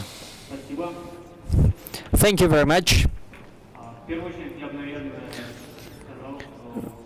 First of all, I would like to tell you that it was incredibly interesting, and it was really interesting to hear your lecture from history and from the present time, and it was a real new vector to the future, and me as a member of audience wanted to see. So my part will start with a brief introduction. In 2013, when I still was younger and more active and maybe more ambitious, I came to one of my first street art festivals, and as I have quite radical views on what happened there, and I asked the curators, as you are so cool and you created a lot with municipal part of the city, but why didn't you choose the brightest walls to make something?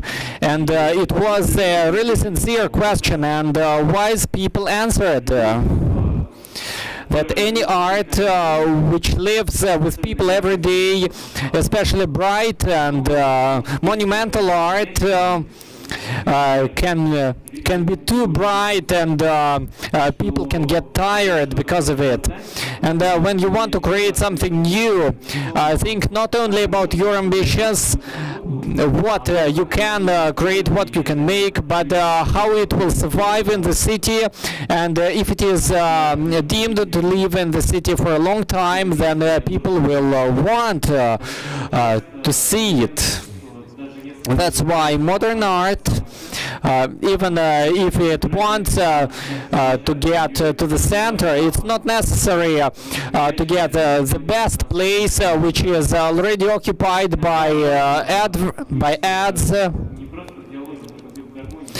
It is important not only to be in dialogue with people, but in harmony, and to respect the environment in which we live.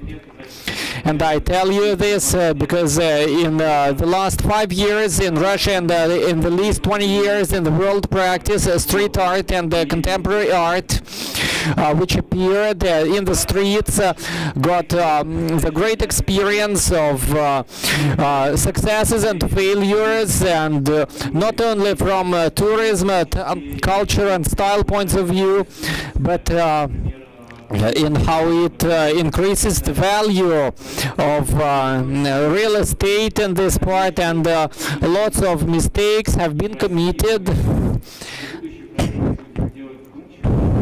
And I think that our new projects will go reasonable, and only in reasonable approach we can get success.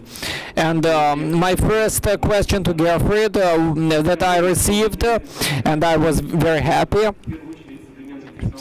your new projects, and you talked about new projects which used modern technologies. And which technologies do you think have to be known by an artist today to develop productively in future? And of course, there still will be so many different ways to do art, and fortunately, still nowadays we have books and people buy books. We have opera, we have theater. So I think it's, on the one side, it's not necessary to know any technology to work as an artist, but if you want to work as an artist in our time, working, so then contributing to the really crucial developments of our time, then I think you really have to engage in technologies, and probably everybody of us should take some time to understand how programs work, how algorithms work, in the same way as we all learned how history, how geography shaped our society. We learned it not to become historians or geographic people and experts, but we learned it because we know it helps us to understand the basic mechanisms of our time. And of course, for us, software and code is the most important ground-laying element of all the activities.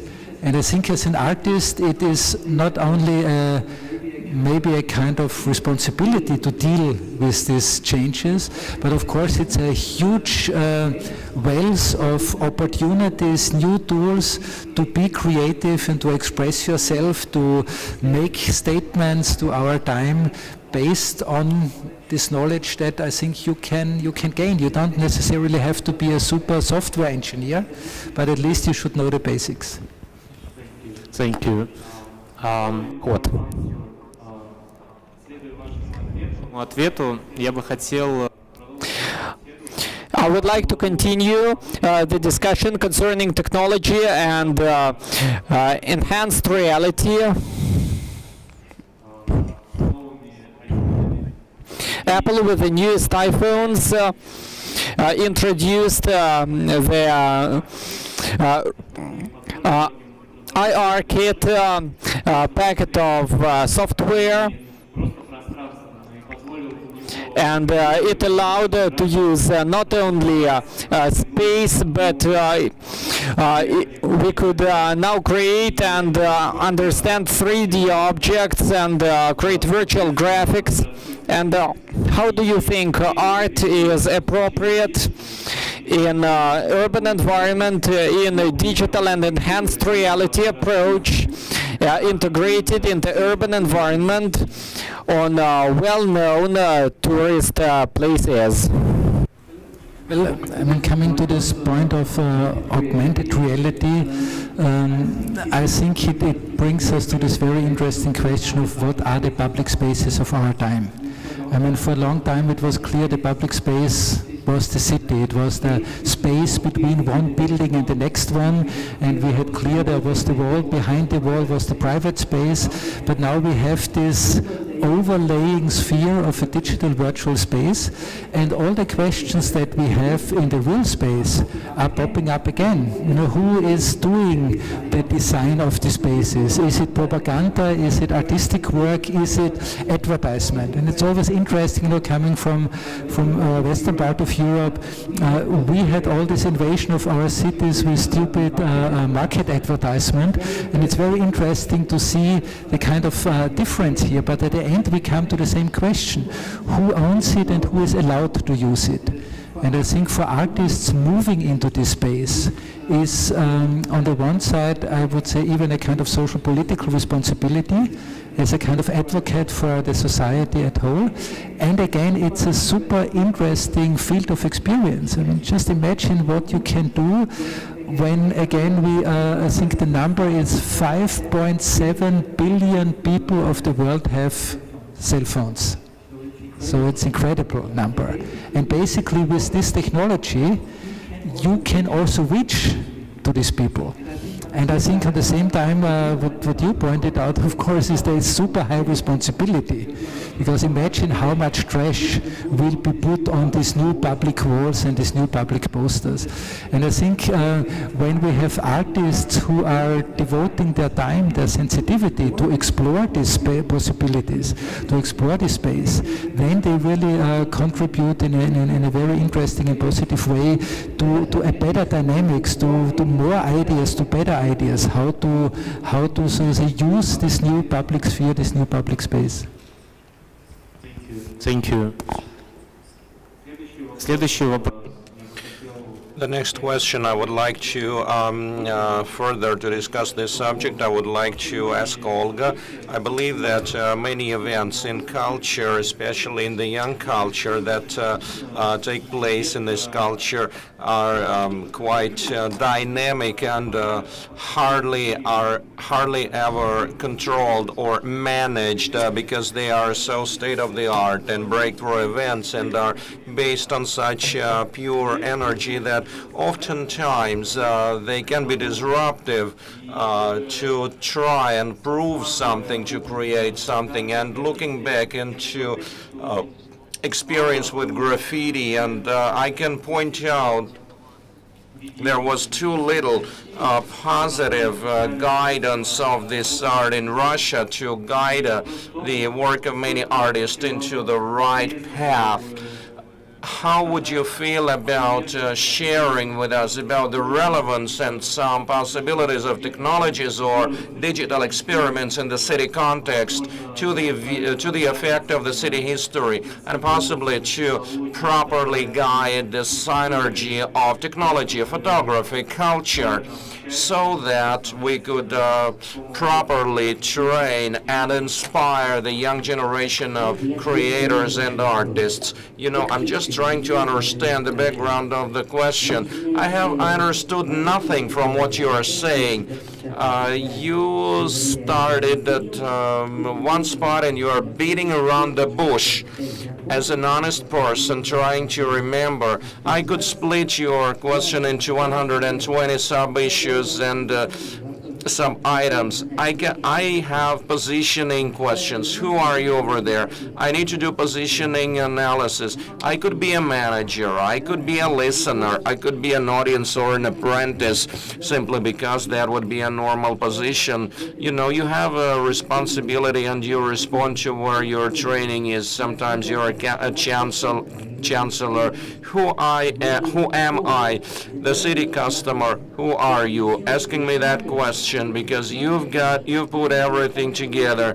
You started from young artists to be uncontrolled. понимаю, что вы хотите услышать. I don't understand what it is you're expecting from me. The young people start doing something out of control. Out of control. If somebody lost their brains, they would not be able to get their marbles back, more than likely. I would back up that energy, but I am confident if they have an administering frame of mind, they can do something. They can succeed. Sometimes it is harmful for their health. What is it that I can tell you? They are not almost always manageable. Normally, the artists, who becomes a manager or a care provider? What's the courses for supervisors? I don't believe it is a trade that could be apprenticed, that could be learned or grasped. It's a new point on a map. It's a new term, and there was always art. Like, 10,000. The steam locomotive emerged a couple of hundred years ago. So you could manage without a manager, and good managers emerge from an environment of similar environment. Like if we take the Dusseldorf and the whole North-Westphal land, the post-war German art explode in that particular location, and a whole bunch of artists become gallery artists, and like the managers. Like a good manager lives next to an artist. Sometimes they are physically next to them and physically struggling. So you need to be heard. I'm asking you, on whose behalf you're talking. They have, suppose they are a customer, they have the money, they have the funds and power, they have the space, so it's not my call. So I can't understand what it is you're expecting. Some of them are too hot. Some guys like it hot. Some of them are out of control and too dynamic. You remember, they are like over the top. They are Sturm und Drang.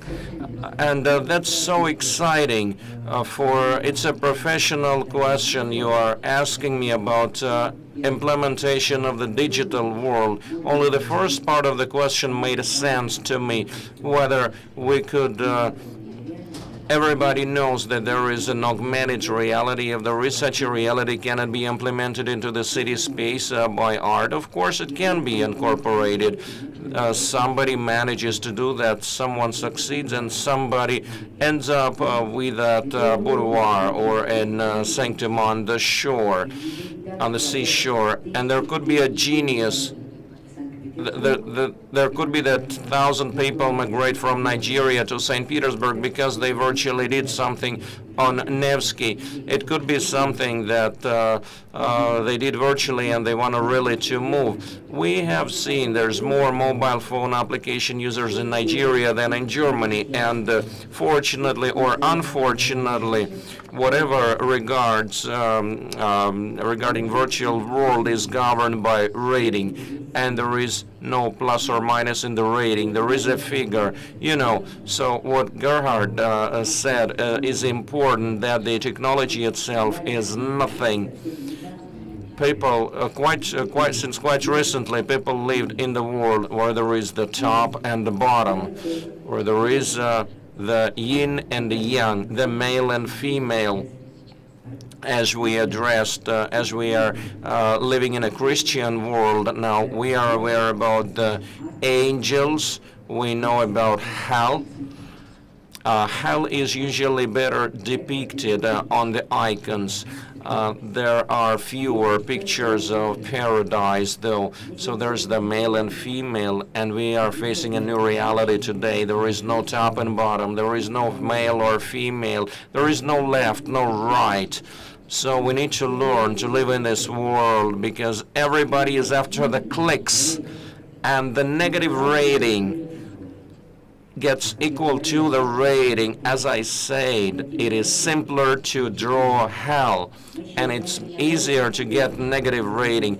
I'm not talking to you about hot-minded artists who want to get into the municipal territory.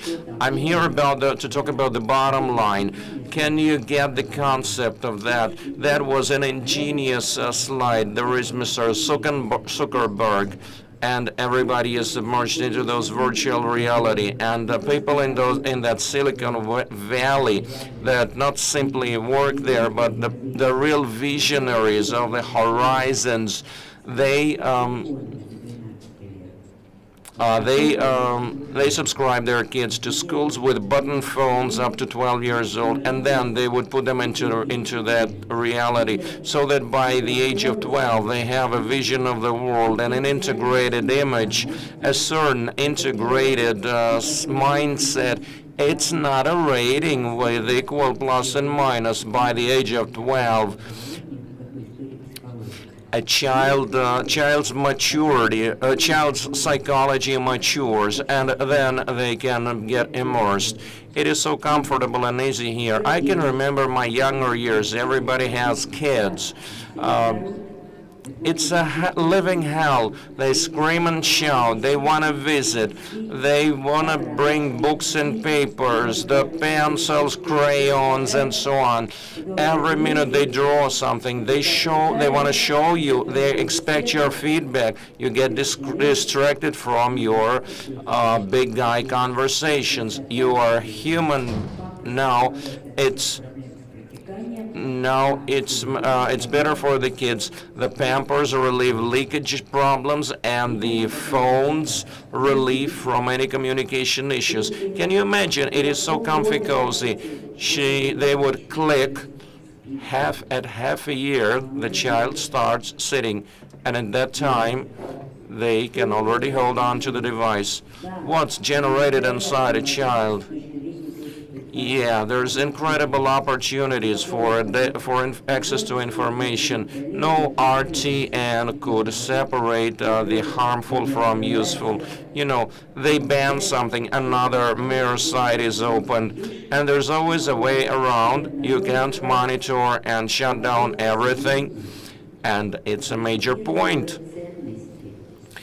It's a challenge for the world developing the values. That is why we're saying that a pure technology might need a dialogue with an artist, not a hot one, not a hot-minded, but a responsible, a responsible artist who has values, who nurtures values, and who would enable to create a technology that will follow us one way or the other today, and that will follow quite quickly. It's not an issue of decades. It's a time of 1 to 2 years, and we'll have to live with technologies. No, we'll have to live with the kids, and the kids changed. It's not an issue of English, German, Chinese, or other languages. It's that their mindset would differ totally. Now, the teachers have no idea about how to communicate to 12-year-olds. Okay, you can take away all the phones during a lesson. If we screen them, the kids will not get distracted, but they still have a different thinking. And those who are 12, they still saw the human communication. If we date back to psychology history about how a mindset, how human thinking matures and personality matures, it matures during communication. First, it acts alongside with the parents. That is followed by speaking, verbalizing the activity, to be followed by joint activities with their friends and buddies, and verbalization. So that generates our nervous system, the elbow fracture of the brain, or whatever it is called in medical. And our values, something we don't know of. We're facing two dangers. Risk number one is technology broken through by scientists. Forget about the artists. They are harmless. Sometimes they take up the budget funds, so they mean no harm. But the other way, The other thing involves Mr. Zuckerberg, the people who masterminded Facebook, who created Google. These are the top managers. This is a creative team. They strayed, they left, and they formed a team that started a revolution today against what was created by their very hands. So that could be like the nudist movements, you know, during industrial, like the ludist movement.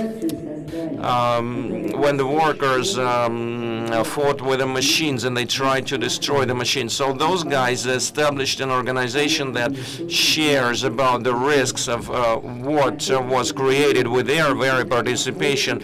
So they're saying that the effect of a drug was embedded into the social networks by the people who created them. So they knew how to hook us up, and that's an issue of value, an issue of how to exist with that.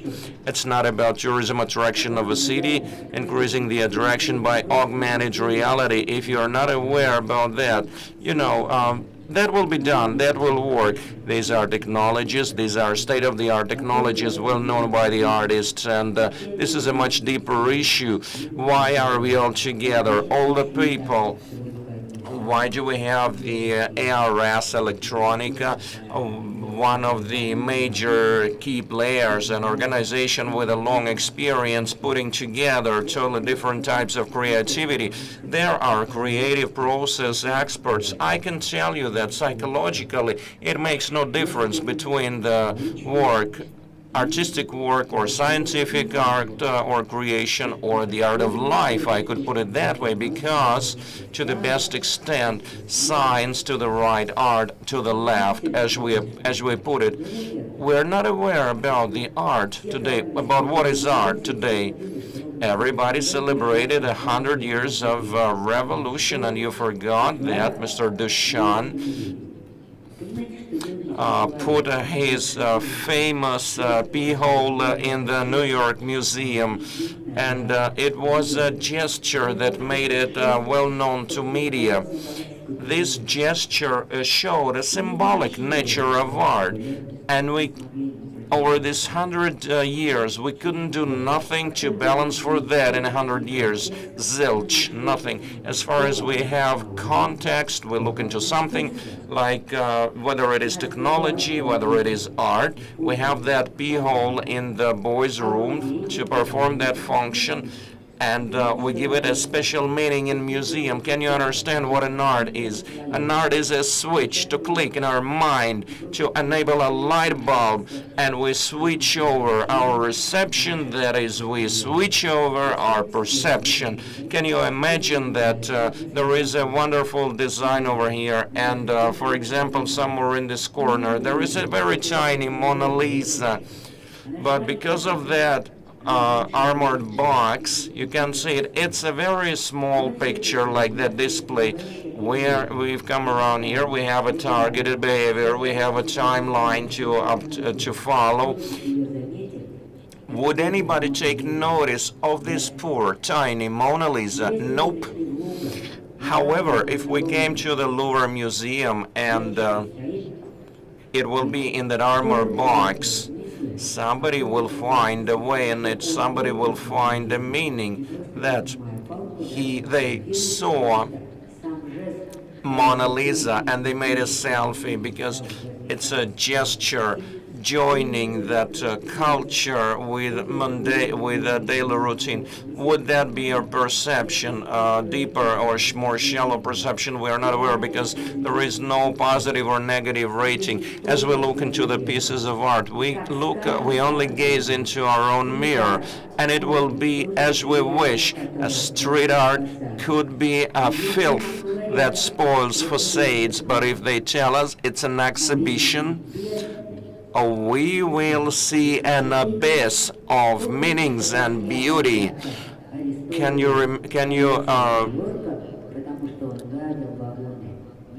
Can you remember one artist being arrested by the New York cops because he was filtering the New York subway? And what do we know about that, Mr. Basquiat? This is a genius of a painter. As soon as they give us a label, this is a street art, the graffiti that looked like filth to us, we start studying that as if it was a wonderwork, a masterpiece. So a perception, that is a perception of art. That means an art requires a context which we outlined as art. And the same disruption, the same robot that was showed at the robot exhibition, that's a breakthrough technology achievement, a startup of economy, the ways of application. As soon as the robot ends up in the museum space, and we know that this is an art, due to that prefix, we are not a technology exhibition, we are an artistic event. We look at the same robots through totally different eyes.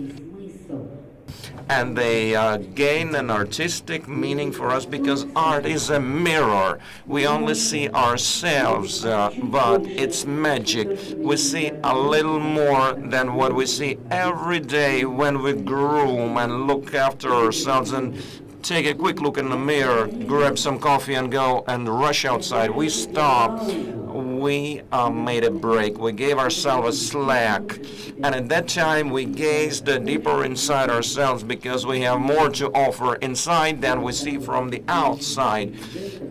By this mundane morning gesture, there is something that we know about ourselves, for the art gives us an opportunity.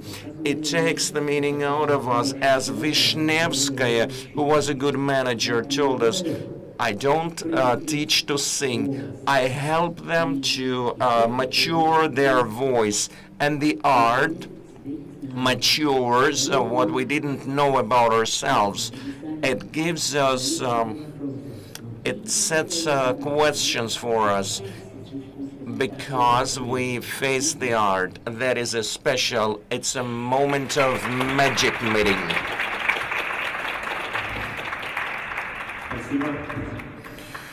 Thank you.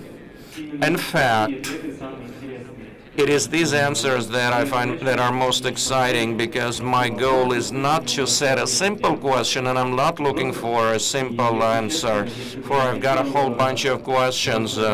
And to be honest, if I wanted to answer something, just to answer something, like I would not attend such a discussion.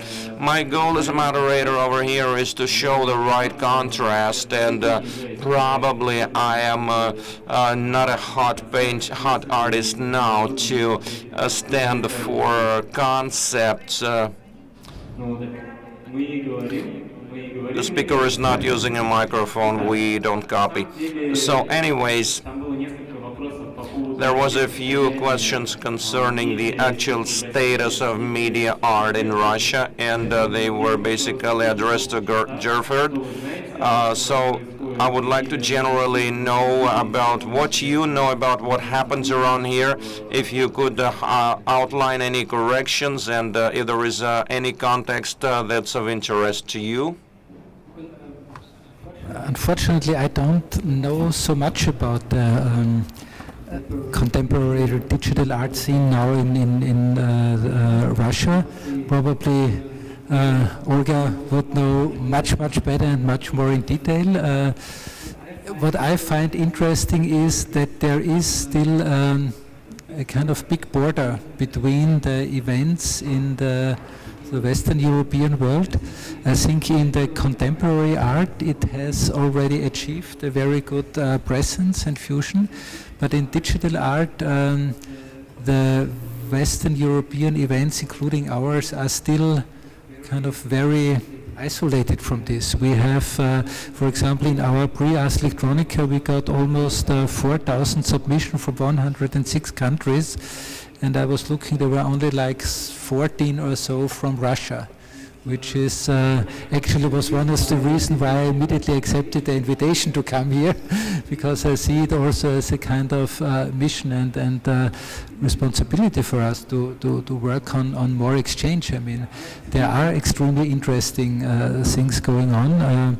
I think in both directions. We today had already the possibility to talk about Tundra, for example, which is for me quite interesting also because it's usually this kind of working that I know much more from, for example, Tokyo and Japanese art groups who grow out of artistic work and really become also kind of very potent commercial enterprises with all the like DIMLab or Rhizomatic. So I think that's interesting that this kind of phenomenon is global. I mean, you can almost go where you want right now.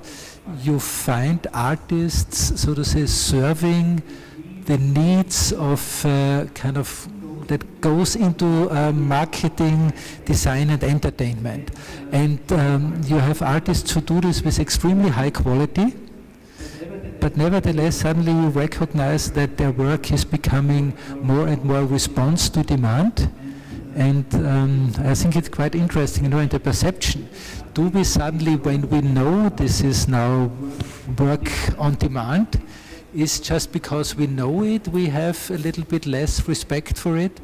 Or is it really kind of tearing down a little bit the artistic quality when you have to spill out another installation like almost every few weeks or something? So I think this whole question of art becoming more responding to the demand and becoming, so to say, extended workbench for the design industry is, I would say, another phenomenon like I have presented, that we have so many areas where demand is there and nobody else besides the artist can respond to it. So I think it's quite interesting what this will do to the artists' communities. But I'm sure you know much more about this. Естественно, есть русское искусство. Yes, sir. Of course, there is Russian art, the digital art, and this is all very relative, what you call digital art, because we spoke about the Team Lab. This is a great example because the Team Lab is an excellent team of the Japanese painters who perform such meditative and interactive pieces. And they develop it at an incredible rate. That could be that in the beginning a part of meditation, even though we invite them, but they're so specific. That is why we've been discussing for a year to invite them. There is a mesmerizing, excellent, meditative, dream-like entertainment and interactive one to boot. Any interactivity is a fun to us, but it's fun for a second and it stops. But you could drop a white shawl and the images of butterflies will catch it. You could put it over, you will be dressed in butterflies. That's excellent. So over the last half a year, I saw 4 major and very expensive projects developed by those guys in museums like a Science Museum of Singapore. And the more, the less sense it has. When we refer to digital art, we have to very clearly understand that there is an event, there is also an entertainment that nobody canceled, and the ARS Electronica is different than the Light Festival, whose content may not have sense but is fantastic. It's designed for 30 minutes or so, so that sometimes there is like a reflex. It is a major concept. That work with characters amazed me, even though there is no such big digital involvement, but there is a meaning. You carry one character, the letter has a character, and together we can put together a word. That is something that gives more meaning. And the genius Team Lab disappoints me more and more, because the more technologies, the more enablers and pulses do not mean that is better, doesn't mean there is any new meaning emerging, and it's a complex question to address. So it's a general question to answer.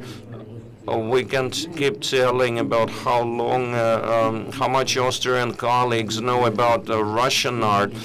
There is also a history of the modern Russian art and many other. They are not very aware about the Russian art and media art, so this interconnection is building up. So more globally, what's a digital art? If it's using technologies, is it utilizing technologies or giving sense to that story with a radio? Like there is the story of the characters has a meaning. It makes a difference. And light is used at every disco, and sometimes a disco becomes an art, or an art can become a disco. Can you imagine that?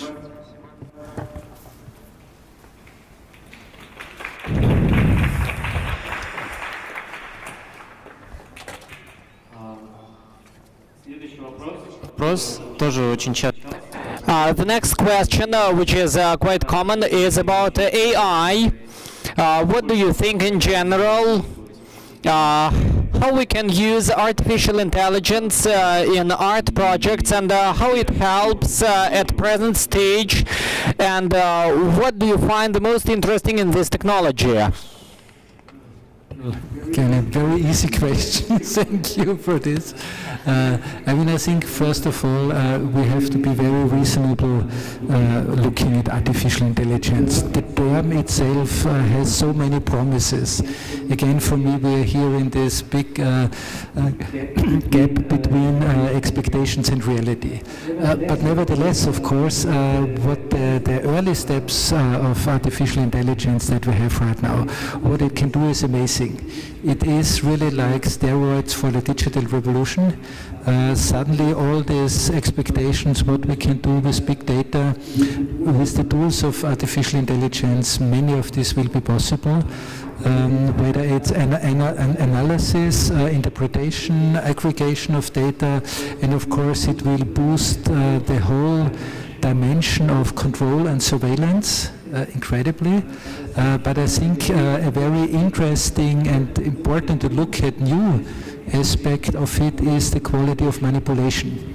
Because of, I think, a very, very good example now popular because it was in the news just recently is this deepfake app. So basically, on every decent smartphone, you can easily now make a photo of one of your faces and immediately put it on top of a porn actor, and you can really make very absolutely not funny, stupid jokes anymore, and thousands of young people are finding it funny to, so to say, kind of expose or make stupid pranks with their colleagues and their friends. We know these examples from serious scientists where they were completely faking speeches by Barack Obama, where you couldn't tell the difference whether it was a real speech or not. And of course, because of this huge capability to aggregate and interpret behavior, repeating behavior, deviation in behaviors, we get a completely new quality in what is called nudging, so to kind of slowly but steadily changing the opinion and influencing the opinion of people. And no matter, I don't know whether the Russians are responsible for Mr. Trump or now the Americans are messing with your elections, but what will be ahead of us in terms of manipulating public opinion will be so much more than what we are talking right now. This is, and I think this is really the important point. And again, coming to what does it mean for the artists? Of course, I would say it's a field you immediately have to look at, because if you are like again more professional designer working with media design or in computer animation in film, most of the digital effects that are very cumbersome and very labor intense nowadays will be within the next years will be very, very easy. It will be just done by machines. And the question, of course, is will there be a point where we no longer recognize the difference? And I think the point is already done. So the question that I'm interested again is not so much can artificial intelligence be creative, or can a computer also make art? I'm totally sure it's possible. I mean, being creative is a handcraft like anything else. I mean, it's not some special miracle from outer space or something. But the interesting question is, will we be able and willing to appreciate when an art piece, when we know that a piece of art is not made by a human, but by a machine, how will it change our appreciation? I mean, in the same way as when the artist tests where people have to taste good wine, and the one is served in a beautiful bottle and the other one is served in a plastic box. Even if it's the good wine, when it comes with the plastic box, people don't like it.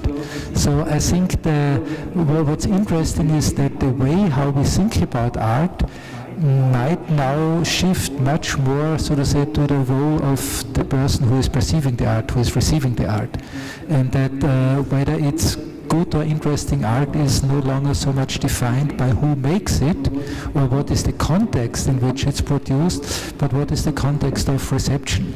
And I think that's an interesting point, of course, for artists to consider this as part of their reflection. What is their role? How do they identify themselves? Я хочу добавить, что недавно I want also to add that just a few days ago in Germany there was shown a musical performance where music, computers and AI processed the movement of a genial dancer, and it was made by one of the most prominent companies, Yamaha. And still there is a question, will we like and will we accept the art made by AI? Because the idea of artist, it's high, it's an elevated idea of a flower that everybody takes care of it, and or maybe tear it away. It all depends on the attitude towards the artist, because the artist is a relatively young concept, because if we go back to Gothic art, there was no concept of art, there was only a work of art, but not the artist himself.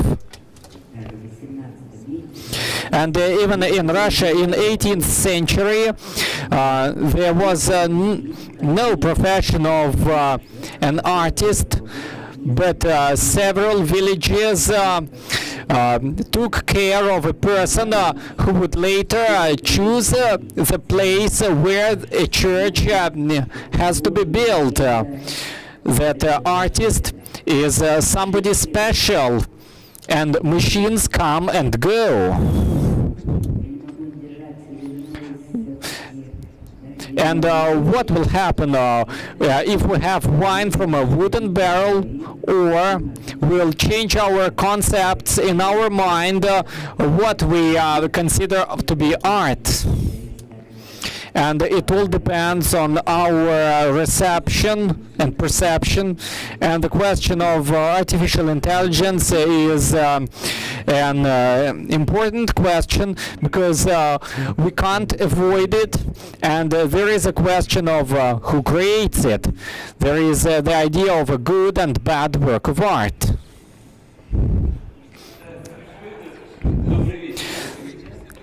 Good evening, friends. In 2006, I want to continue the topic. We, with Olga Lvovna, made a project in Venice Biennale in 2009, where we presented my sculpture, The Field of Lonely Hearts, Contact Lost. And there were 45 rotating shafts with a primitive chip, and this chip controlled on moments and speed of projection of glowing and text on the wall. And it was very hot in Venice. It was hotter than 30 degrees centigrade, and air conditioners in mirror container created a special effect of this mirror, because it looked like we were looking into mirror box, so it was not 45, it was millions of reflections of lights glowing everywhere, and all these glowing lights were in the forms of pulsing hearts. And so it is about new ideas, and in a week these mechanisms started to fail because they deviated from initial program and started to generate some abstract random impulses. And when I noticed this transformation, I understood that artist is not the person who creates the final result. It is an artist is an impulse who created the program, and program starts to develop separately and create a product which is also subject to changes. And I thought that I was really delighted about it. And everything that you are talking about AI, it can also follow the same way that we create a certain scheme. It appeared, and at the final, it may give us an unpredictable result. And of course, I want to have a positive, unpredictable result, but it also might be a negative surprise. And with that sculpture, I understood that this is a completely new artistic practice, creative practice, and that we need to build up new algorithms and new understanding of how we can live, so that we can create new programs that will give more and more surprises.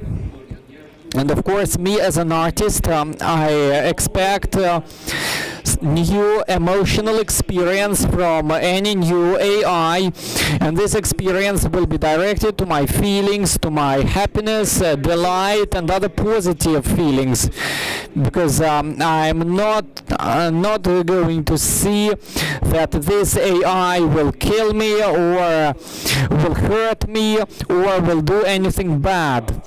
I want to have and to experience something new and something beautiful, to create a new synthetic drug created by AI. That's everything I want to tell you.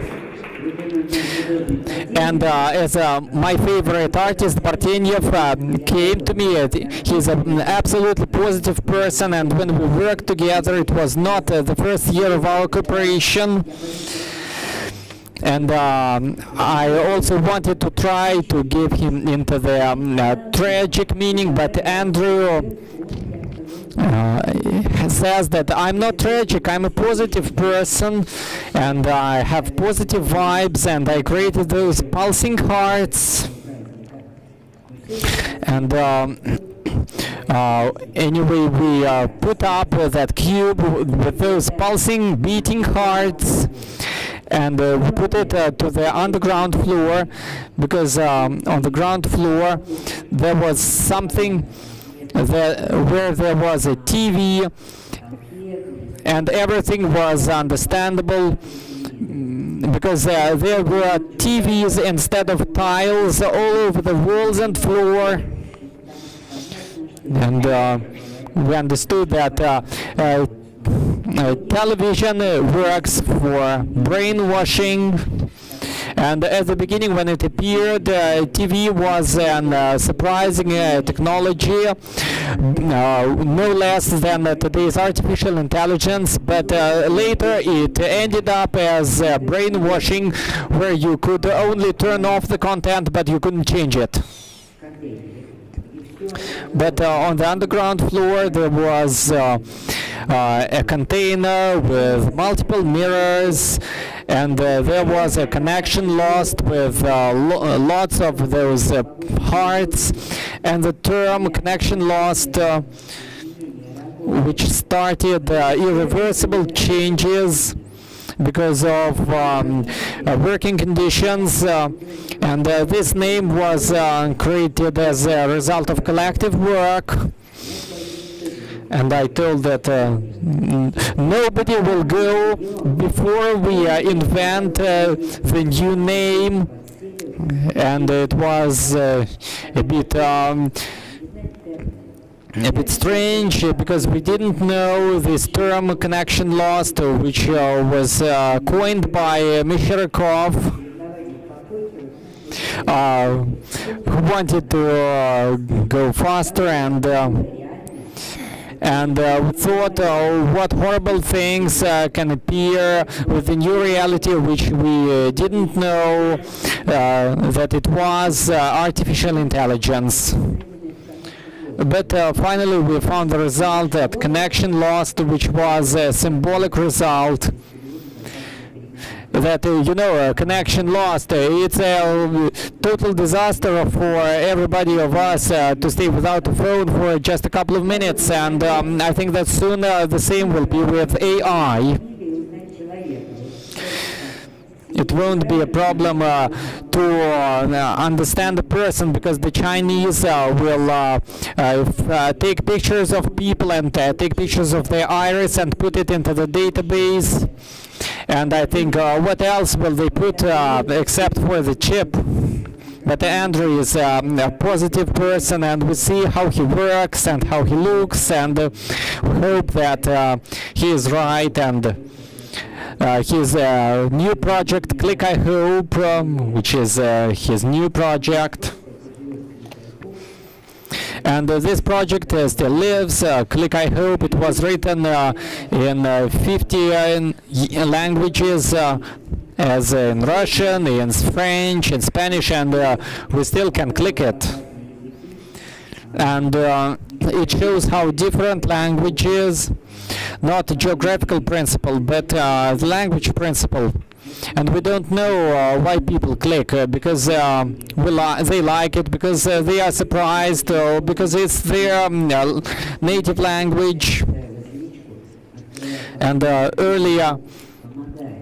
as earlier I went to church and put a candle, now I have new level of socialization. I turn the computer on, I click I hope, and I feel better.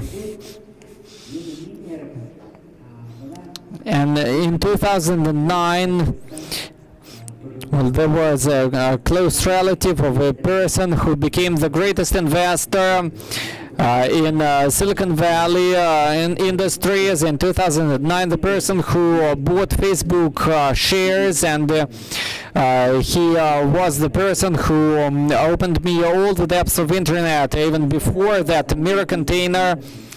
And he told me 10 years ago that internet is not money, it is power.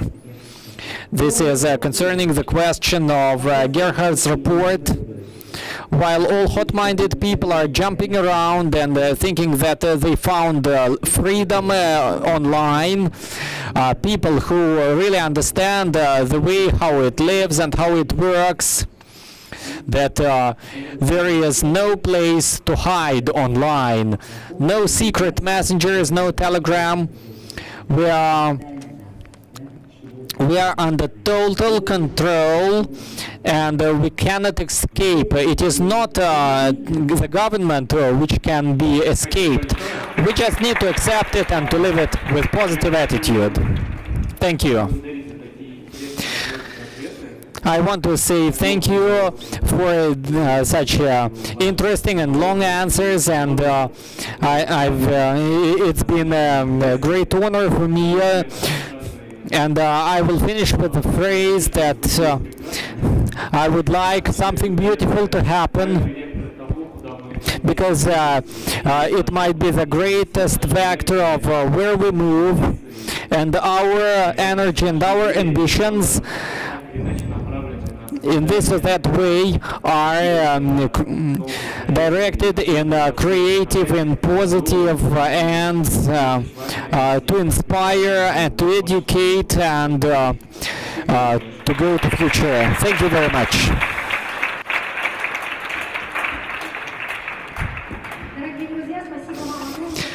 Dear friends, thank you very much for being with us. I hope it was interesting with you, because it was really interesting for us, and let's continue. And our next session is going to be about meanings, and it will be really philosophic, and it will be about a human which is something that is for us, that is our ultimate goal. See you in a month. Thank you.